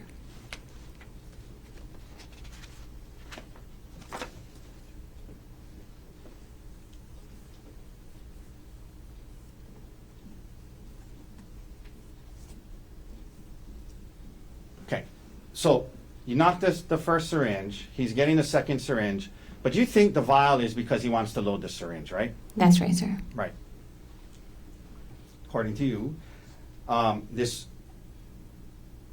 is happening while you're on top. He's on top of you. According to you, there's a kind of a scuffle going on, and he's holding a vial with one hand, reaching for another, into his bag with his other hand, and he's also covering your mouth at some point, right? Yes, sir. If I can explain, he has the vial in his right hand in a closed fist, and so he's using that arm and hand to kind of hold me down. And then when I'm trying to talk to him too, and when I start screaming, he gives up his search for the syringe with his left hand and will hold his hand over my mouth while I scream and then resume looking in Okay. his bag. So holding the syringe in one hand, No, sir. That's a vial in his hand. I'm holding the vial with one hand, holding you down with that same hand, according to you, reaching for another thing, then covering your mouth. That's what's going on, according to you, yes? When he's sitting on top of me, so his Right. weight is on me too, sir, yes. And then you guys are having a conversation as well. You discussed that, yes? I don't know that I would call that a conversation, but yes, we were. Now,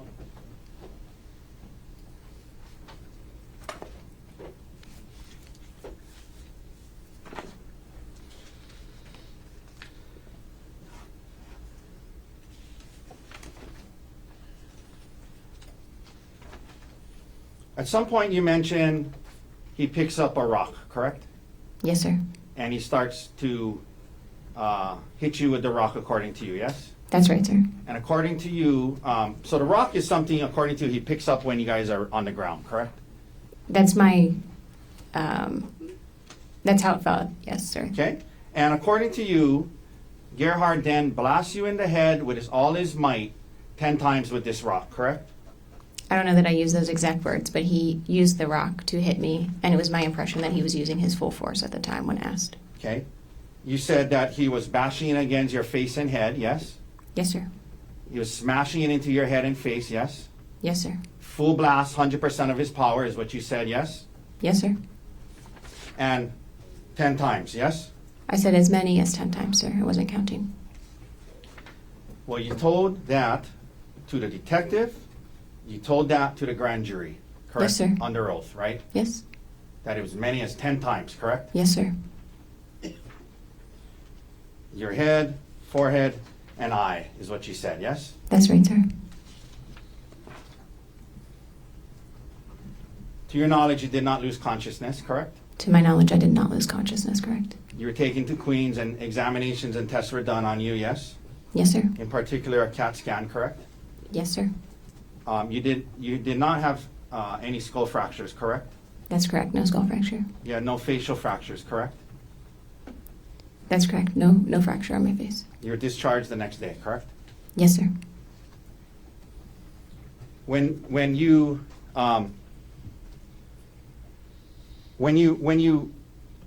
started to head towards where the witnesses were, Gerhardt didn't come after you, correct? That's correct, sir. And they help you down the mountain, and towards the bottom, you actually stand up and walk for the bottom part to get to the wall with their assistance, right? I didn't really walk there. I was holding on to both. I was more carried than walking. But yes, I was Well- upright. Okay, you were more carried than walking. Is that your testimony? Yes, sir. Okay. But you were standing on your 2 feet walking, correct? I was upright. you were standing on your 2 feet and moving, correct? Downwards, right? With their support. Sure. You were coherent and able to answer questions when the first officer got there, yes? I don't know if I spoke to an officer. I recall talking to an EMT at the bottom. Okay. When you mentioned when the witnesses got there and you're crawling away, you said Gerhardt was standing there staring, right? Yes, sir. He was sort of frozen. Yeah. So he saw you, conscious and alive, crawling away, talking and yelling to the witnesses. He saw that, right? Yes, sir.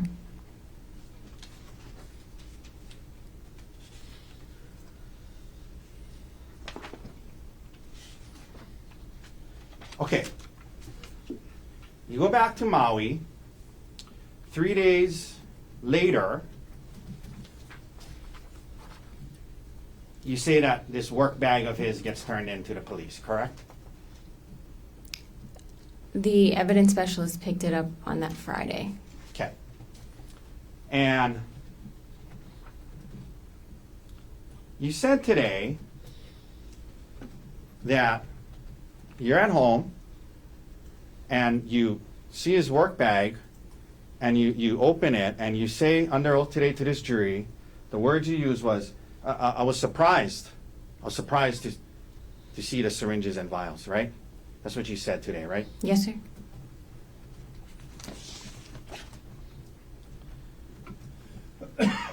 You were aware that work bag was something he kept with him at home and would take to and from the hospital every day.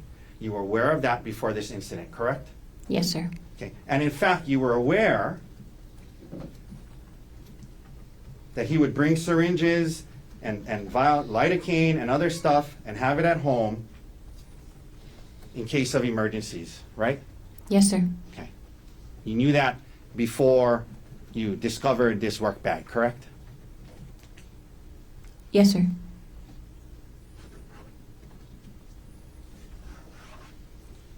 The detective asked you, have you ever seen him bring home any type of medications or syringes for work prior to this? And you said, yeah. You told the detective you knew about it, right? He had brought things home from work before. The surprise was that the bag was full and seemed to have a lot of stuff in it. I didn't realize the volume or the regularity with which that occurred. The detective asked you about the work bag, and you said it was something he would take to and from work every day, right? Yes, sir. The first call you make upon this discovery is not to the police, not to the prosecutors, but to your attorney, correct? That's correct, sir. This is 3 days later, right? The 27th of March, 2025, correct? That's correct, on a Thursday. By then you had an attorney, yes? Yes, sir.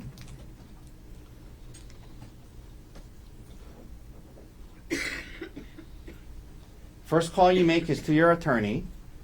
He says, we're going to introduce this into the case, and he calls the police, correct? I'm not sure. He says it's relevant. We need to have the police come get it. It's probably relevant.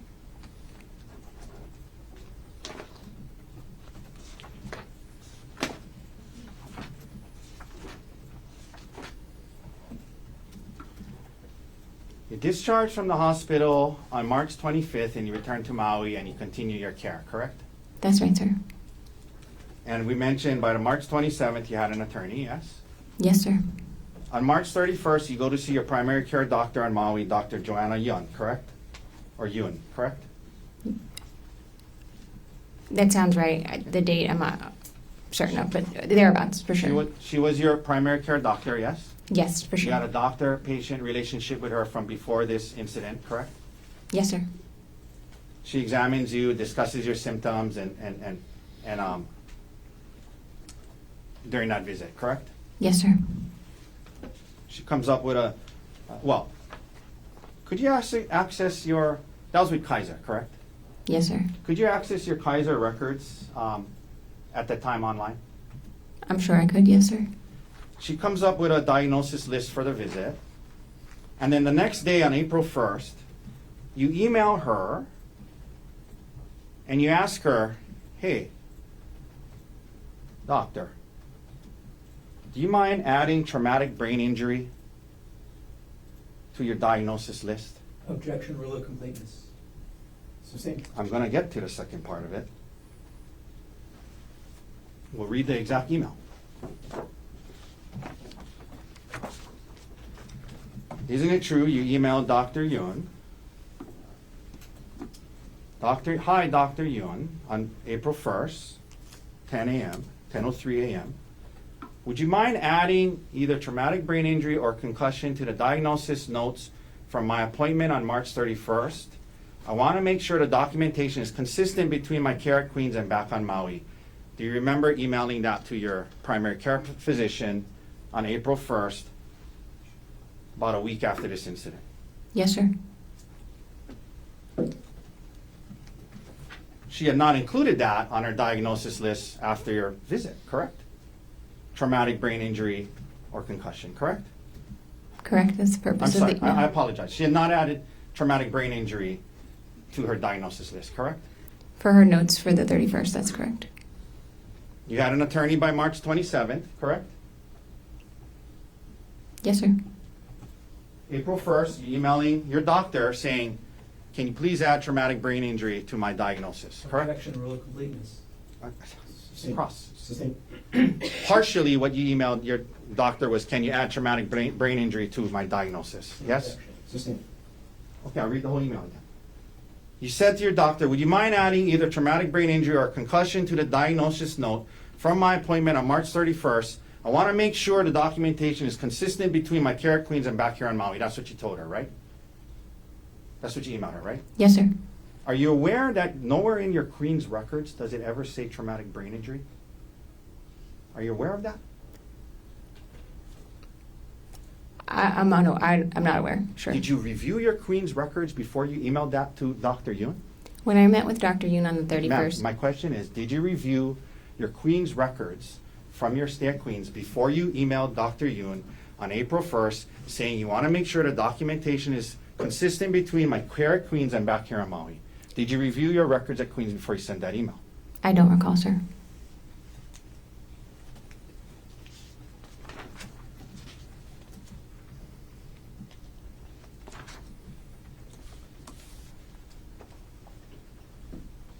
Ma'am, following the incident, prior to the incident, you and Gerhardt had joint bank accounts together, correct?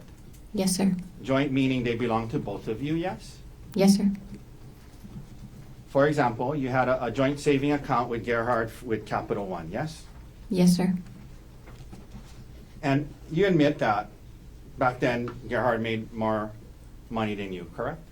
Yes, sir. More of the money in the joint account was from his earnings than yours, yes? Yes, sir. In other words, he put more money into that account than you did, correct? Yes, sir. On March 27th, 3 days after the incident, you opened up, you went on, let me ask you this way. You opened up an individual checking account only in your name, without Gerhardt being on that, and you moved $123,515.38 from the joint account that belonged to both of you, and you moved that money into your individual account, correct? I moved a large amount of money. The exact dollars I'm not sure of, but it is in that ballpark, sir. In the ballpark of 120, 130 grand, right? For sure, yes, sir. And you didn't ask Gerhardt's permission to do that, did you? That's correct, I did not. Okay. Now, you didn't take half of it and leave half of it for him, did you? No, sir. Okay. Is that something you did online, Yes, sir. in front of a computer, Yes, sir. logged on, Yes, sir. created your own new account? I made a new bank account, yes, Yeah. sir. Online, right? Yes, sir. Okay. 3 days after the incident, correct? Yes, sir. Did that by yourself, right? Yes, sir.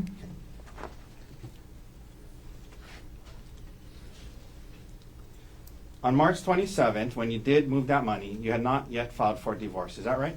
That's correct. You were planning to do so, correct? Yes, sir.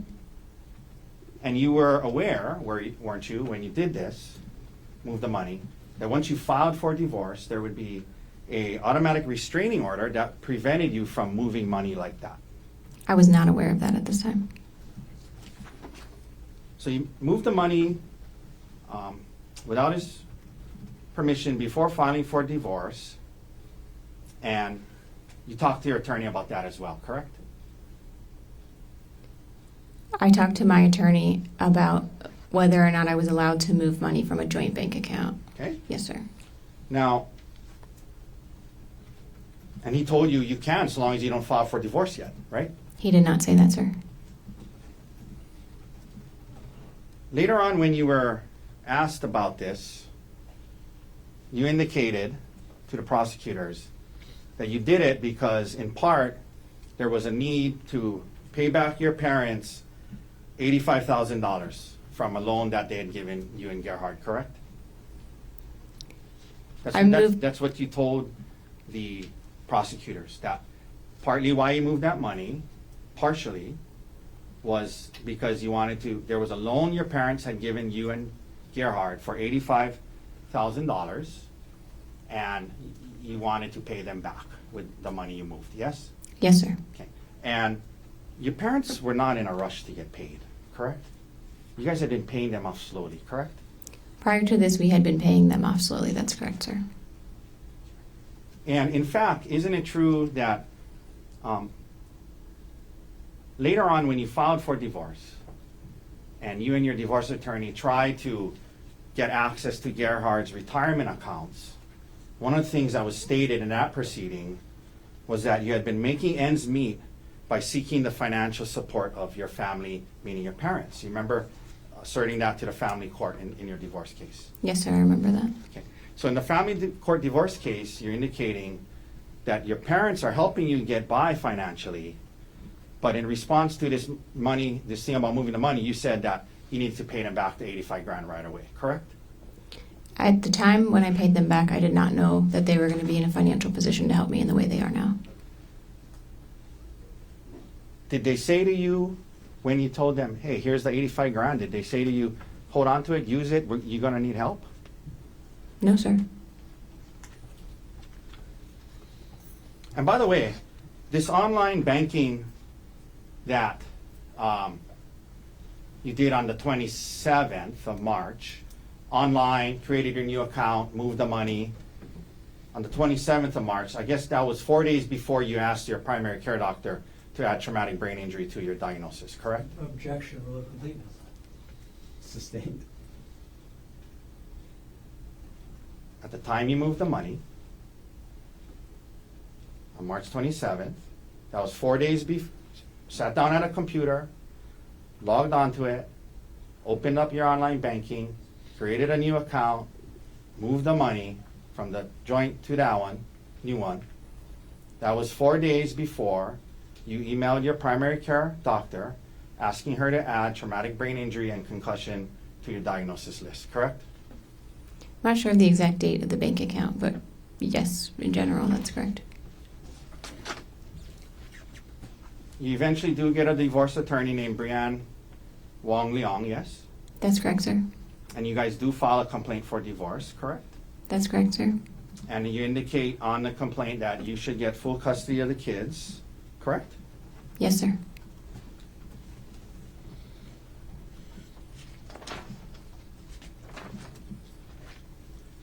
Emil, his son, your stepson, continues to live with you to this day, yes?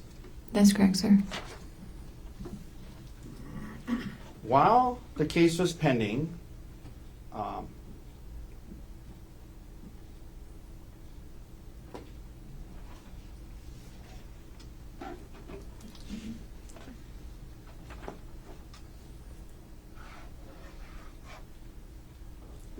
after the incident and Gerhardt is arrested, you start having phone calls with Mr. Miller again, correct?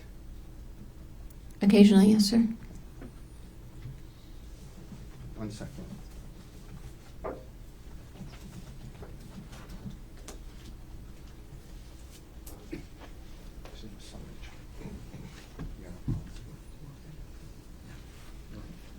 Your Honor, at this time, we'd like to admit D-184. It's a summary chart from the phone records of Ms. Konig in this case, D-184.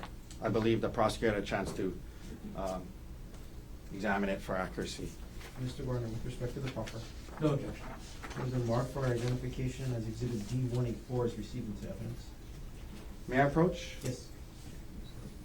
Ma'am, I'm approaching you with what's called D-184. I'll represent to you that from your phone records in this case, a summary chart was made that summarizes what was in your phone records. And if you could please turn to what is the third page.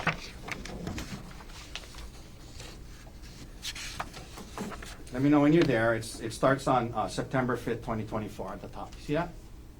Yes, sir. Okay. If you go down to March 29th, 2025, which is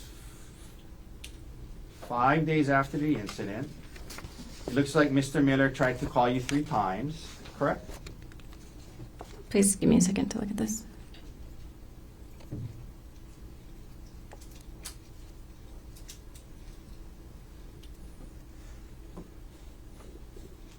Some of them don't look different. I'm not sure what the Oh, I columns are. apologize. You know what, you might be right. He attempts to, it's repetitive, but he tries to call you on the March 29th, 2025, yes?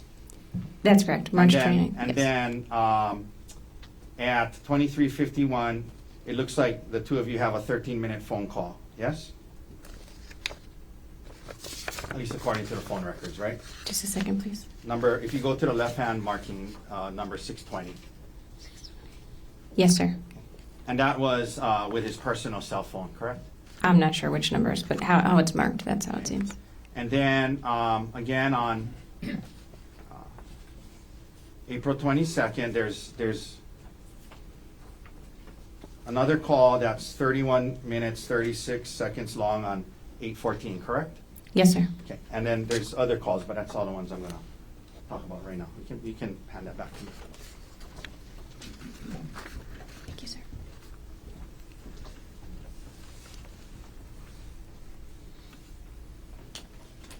Now, Ms. Konig, in the divorce case, you and your attorney are raising the allegations of attempted murder in this case to get the upper hand in that case, correct? The Let criminal me case. rephrase. Thank you. Do you recall, last week, the day this trial started, you signed off on a document that was submitted to family court called a motion to set. Do you remember that? Yes, sir. I remember signing the And- motion to set. And in that motion, well, you signed it and adopted it as true. Remember that? Yes, sir. And that motion details the allegations in this case and then states that you should get full custody of the kids, correct? Yes, sir. That the father should not have any contact with the kids due to a finding of family violence, yes? Consistent with previous ruling, yes. That you should keep your retirement and get half of his, right? Yes, sir. That you should keep the house, right? Yes, sir.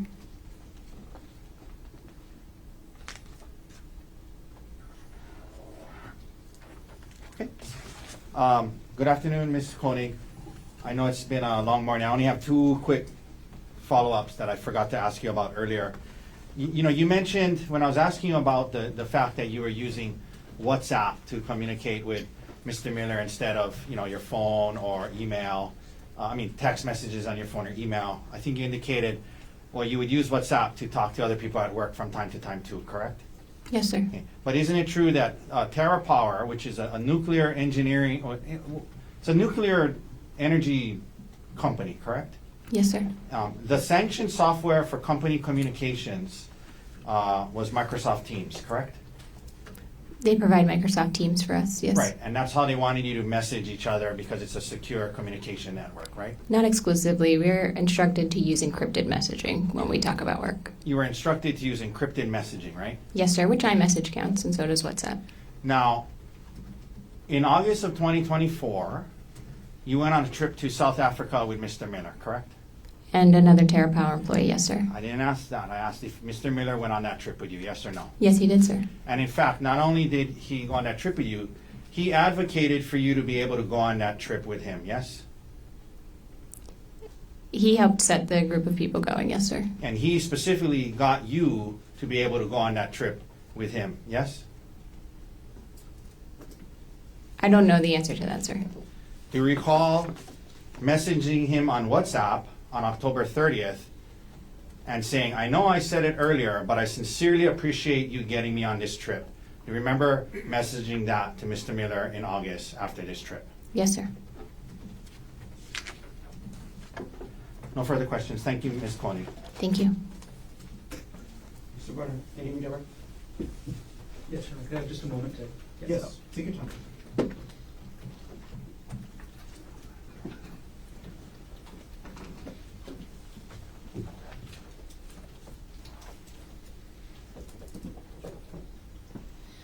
it off. Right now. It's off.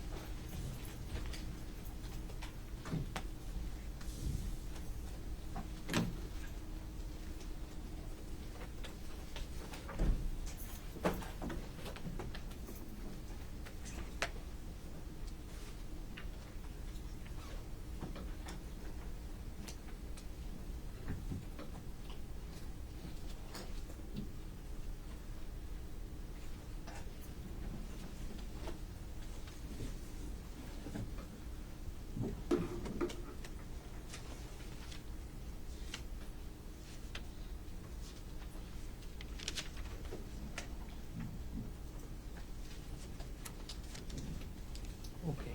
Good afternoon, Arielle. Hi, Joe. Thanks for giving me a moment. Sure. Okay. You were asked earlier this morning about what you told to the detective about whether this was an affair or not. Why did you describe what happened to the detective in the way you did? When everything happened, Gerhardt and I talked in couples therapy and discussed whether or not this was, quote unquote, an emotional affair. And we determined that it felt like an affair to Gerhardt, an emotional affair to Gerhardt. And so that's how we treated it in couples counseling. But in the traditional sense of an affair, aka, sex or something like that, I would not say it was an affair. And that's why I answered that way to the detective. So was there anything physical? at all? Nothing, no. The text on December 9th, 2024 that Mr. Otake asked you about, was that the first time the defendant confronted you? I'm sorry, can you remind me the text that you're referencing, Joel? I apologize. Oh, no problem.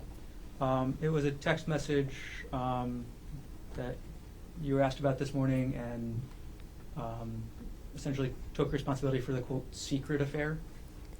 I understand. No, that was not the first time that we had talked about that, no. Okay, so was the first time the defendant confronted you in person or by text message? It was in person. Okay. And then, if you remember, approximately how much later did this text message come in? This would have been about a week later, I think.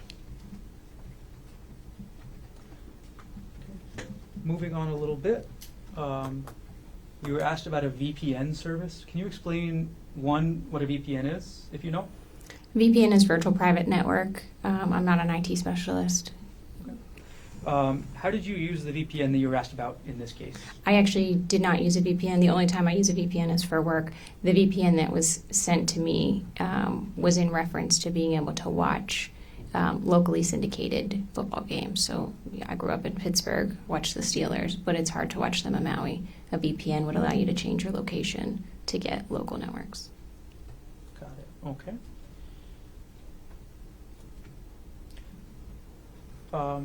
Going back to this confrontation about this quote, emotional affair, who did the defendant tell first?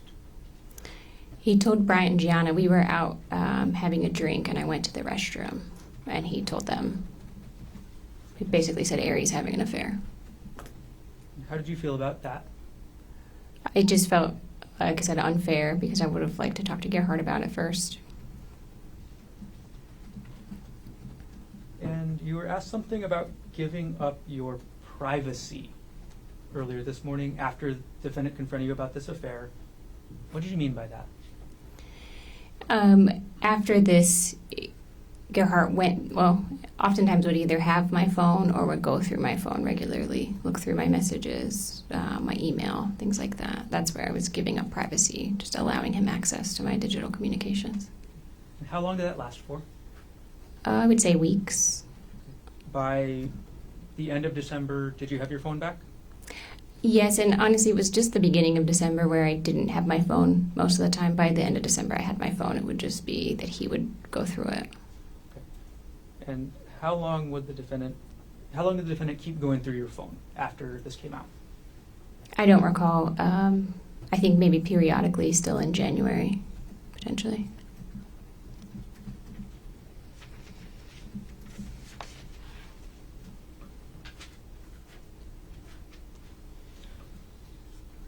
Arielle, you were also asked about a discussion you had with the defendant while on the Puka Trail I'm going to restart my question. Sure. You asked about a discussion you had with the defendant about the planning of the trip to Oahu for your birthday.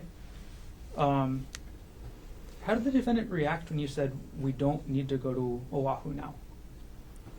Oh, he was just like, oh, well, we should go. It'll be fun. It'll be nice for it to just be the two of us.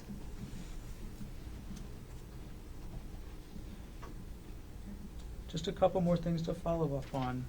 You were asked this morning on cross-examination about, and you said something to the effect of wanting to keep the kids in the house. Could you explain that for us? Yes, just after everything happened, wanting to be able to provide the same life that they were having, right? You know, they already went through a traumatic situation, so just making sure that they could continue to live in that home for as long as possible. That's Okay. what I was referencing. And this is hypothetical with regards to the life insurance, right?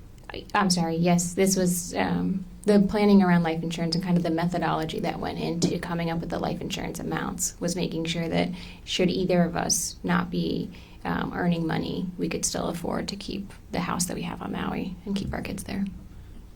How important was it to you to keep your children at that house on Maui? Objection irrelevant, beyond the scope. Overruled. Very important. But, you know, that was the basis for us really working on our marriage and, you know, for a lot of the things, you know, trying to keep the kids stable.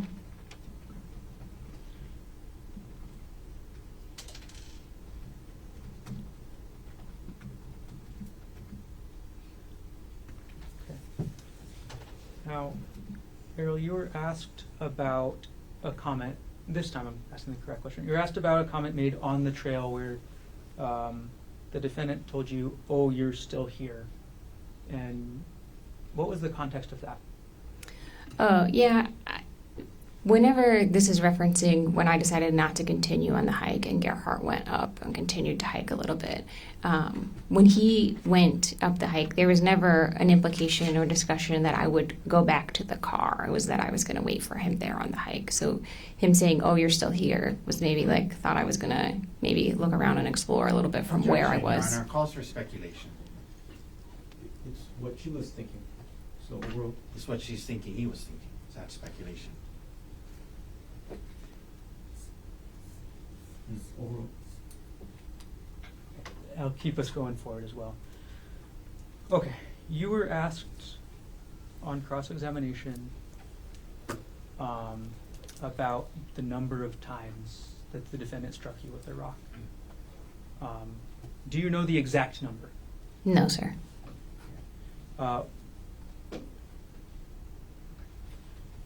When you talked to the detective, did you give him an exact number or an estimate? An estimate, sir. And what was the exact words that you were asked about and used? As many as 10 times. I said he hit me as many as 10 times. And you were asked this morning about being hit in your head. So let's go over. Where were you hit? Where did the defendant hit you with the rock?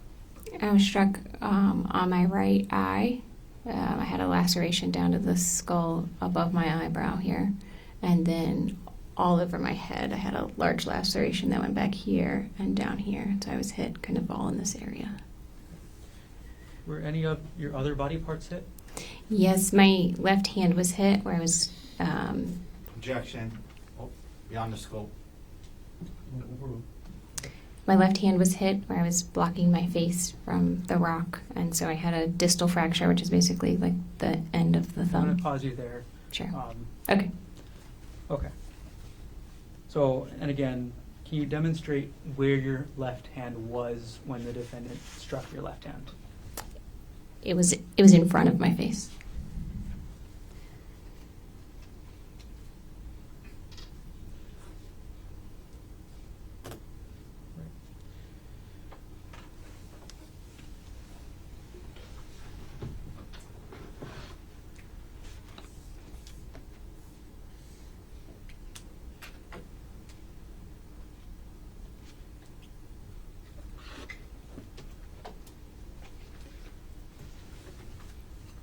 Arielle, I'm going to show defense counsel what will be marked as State's Exhibit number 88, previously provided. I'm going to ask to approach.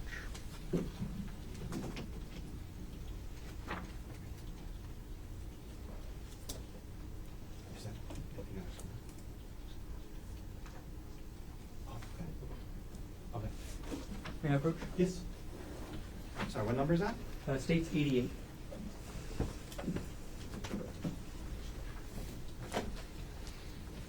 Arielle, I've just handed you what's going to be marked as State's Exhibit 88. What, do you recognize what that is? Yes, sir. Okay, what is that?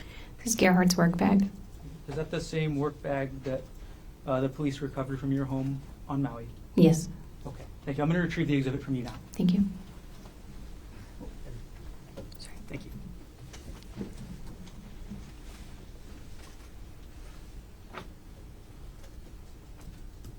All right, my next section of questions has quite a few follow-ups, Arielle. The bank accounts. Okay, you were asked about withdrawing money from a bank account. Approximately how much money did you withdraw? It's about $123,000, I believe. And why did you withdraw that money? Withdrew it so that I could continue to pay bills to keep my kids in their house, as we talked about previously. And how did you withdraw that money, like the mechanics of how? As discussed before, I created a bank account online and moved the money. Okay. Did you log in through the defendant's account to do so? No, sir. Whose account did you log into to move that money? My account. And what type of account was it again, joint or separate? The account I logged into was a joint account. I moved it to a separate account.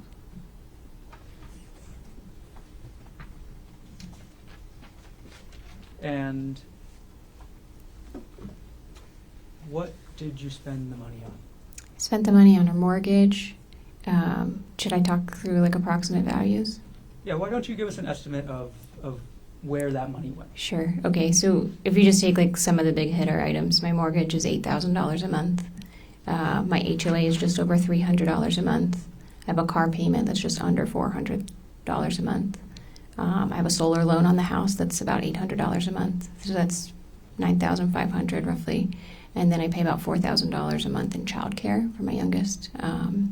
So that's $13,500 a month. So in 10 months, that's $135,000. Okay.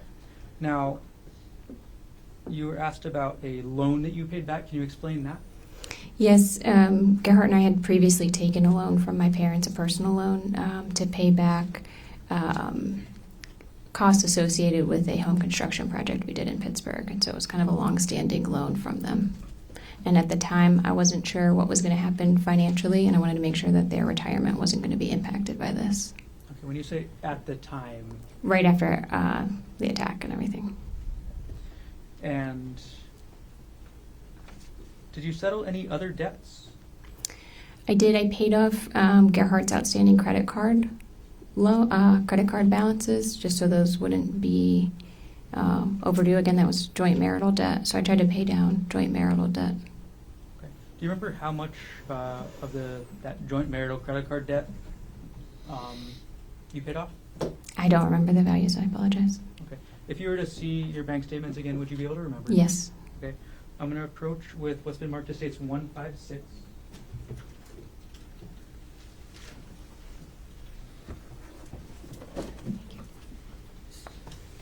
Okay, Arielle, could you take a look through State's Exhibit 156 to refresh your memory on how much of the defendant's credit card debt you paid off?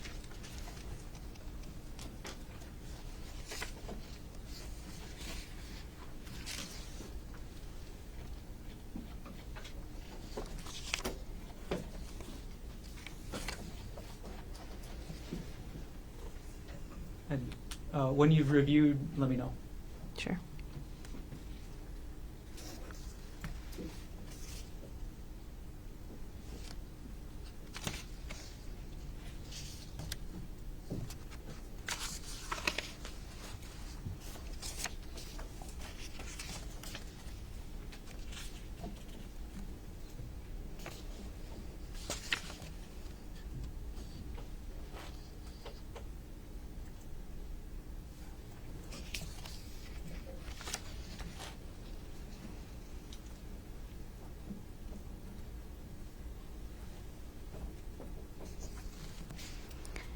There's one for, I'm sorry.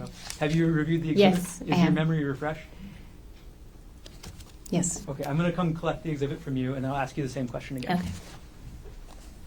Okay, I'm collecting State's Exhibit 156. Okay, Arielle, how much of the defendant's credit card debt did you pay off? There's approximately $5,000. And just for the sake of completeness, at least I think one of those credit cards I was an authorized user on, so I don't want us to mischaracterize it and say it was his. Okay, is that why you considered it joint marital? Yes. Got it. Okay. Last section of questions. The divorce, Arielle. You were asked about a motion to set trial for divorce. Is that right? Yes, sir. And you were asked about your request for full custody of the children. Yes. Why did you request full custody of the children? They're in my care now, and we had a hearing last year sometime, and a judge ruled that I should have sole temporary custody. The temporary. Sure. And on that motion, and you testified this morning, you actually reviewed the motion to set you were asked about? Yes, sir. Okay. In the section on page 11 of 28, or bait stamp 758, did that state, upon conclusion of the criminal trial against father, this matter may be readdressed when discussing physical custody of the children? Yes, sir. Okay, so do you intend to have physical custody of the children forever? I intend to work through the courts to determine that. And with regards to your request for the house and the retirement accounts, why did you request those? The house also comes with a mortgage against it, so I basically requested that I have kind of the current state of things in Maui. So it's a house with a mortgage and a solar loan. Again, to try to keep my children in a stable environment. That's the house that they're used to living in, and the school district that they're used to, and the neighborhood they're used to. And then the split of the retirement account was, again, based on discussions with my divorce attorney and what would be reasonable in lieu of any kind of child support. I'm sorry? I thought we were just getting to hearsay, but that's fine. Okay.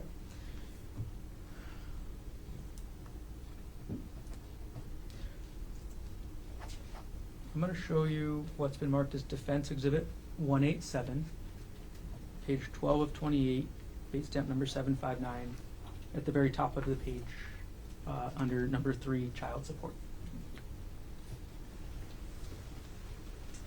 I've handed you states or Defense 187.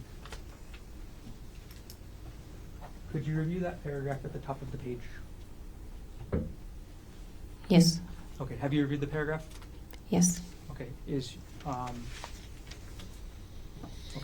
I'm going to retrieve the exhibit from you now. Okay.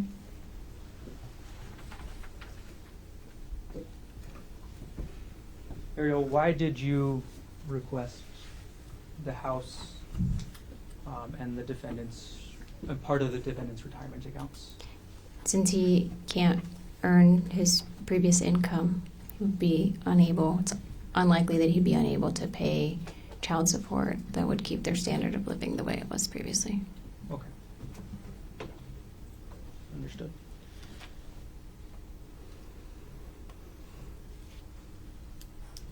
Last things. Several times this morning in your testimony, what happened up on the Puka Trail has been characterized as a scuffle. Is that a fair characterization? I consider scuffle to be like a back and forth, like a wrestling thing. So it depends on the context. I mean, I would call it an attack versus a scuffle. When you were fighting back on March 24th, 2025, what were you fighting for? My life and the ability to see my kids again. Thank you. No further questions.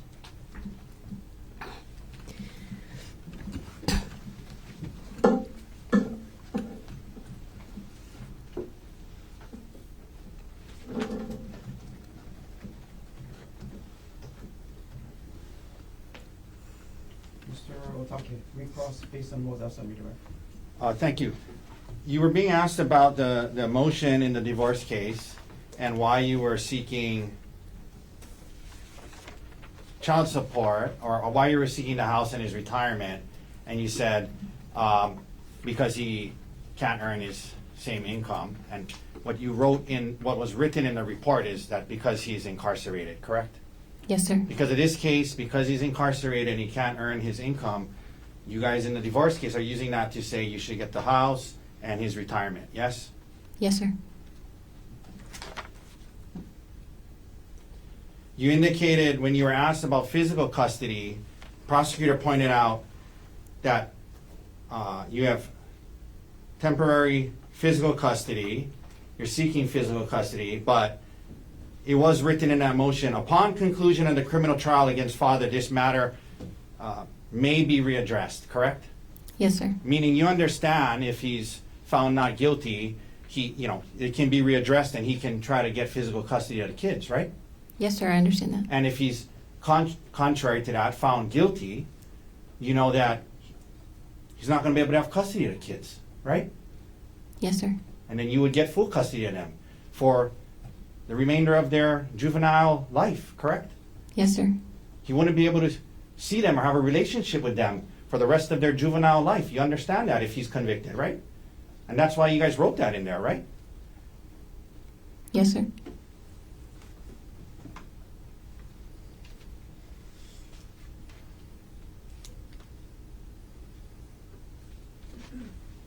Because of him being incarcerated. You wouldn't be able to see them, or you wouldn't be able to have custody of them till they're adults. Cumulative. Sustain.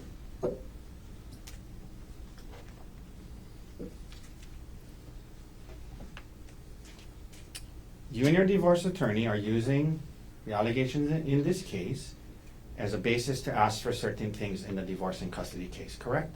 Objection argumentative. No, we're Correct? Yes, in certain cases where it's applicable. You were asked about this idea again about it being an emotional affair, emotional infidelity, and that's how you and Gerhardt talked about it and described it, correct? Yes, sir. When the detective asked you the question, did you have an affair? You said no, correct? That's correct, sir. You didn't say, well, sir, we didn't have sex, but we've been talking about it as an emotional affair. You could have said that, but you didn't, correct? That's correct. I did not say that. You described it to the detective as some flirty text messages, correct? That's correct. That's what it was. To this day, in front of this jury, that's how you're still describing it. Just some flirty text messages, correct? That's correct, sir. You were asked about Gerhardt wanting to have access to your phone in the weeks following the discovery of your flirty text messages, correct? Yes, sir. And I asked you this earlier, but you understood that the audiobooks you were listening to by these professionals discussed that, giving up privacy, giving access to your phone to help him start to try to trust you again. That's what the audiobook said, right? Yes, sir. when he left you on the trail, there was nothing stopping you from going back to the car, correct? You could have walked back to the car, the quarter mile away, right? I wouldn't have done that. Well, I'm just saying, was there anything stopping you from doing that? Nothing was physically stopping me from doing that. The expectation with Gerhardt was not that I was going to leave That's him what there. I mean. You're right. There was nothing physical. physically stopping me from going back to the car. You're right. And let's talk about what was in your expectation in your head and not others, okay? Because when he got back, whatever you think he meant, the words that he used were, "Oh, you're still here," right? Yes, sir.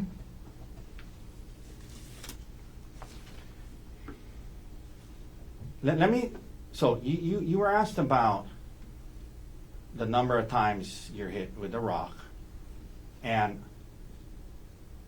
you told the grand jury as many as 10 times, yes? Yes, sir. You told the detective as many as 10 times, yes? Yes, sir. But today you're saying you don't know how many times you were hit, correct? I said as many as 10 times. I'm asking you to, that's what you said to the grand jury, and that's what you said to the detective. Today on redirect, when you were asked about that, your words were, "I don't know how many times I was hit," correct? Objection misstates the testimony. That's what you just said. I don't know how many times I was hit, right? I don't know an exact number of times that I was hit. The credit card that you were paying off, at least some of that was a joint credit card that you were on as well, correct? As stated, yes.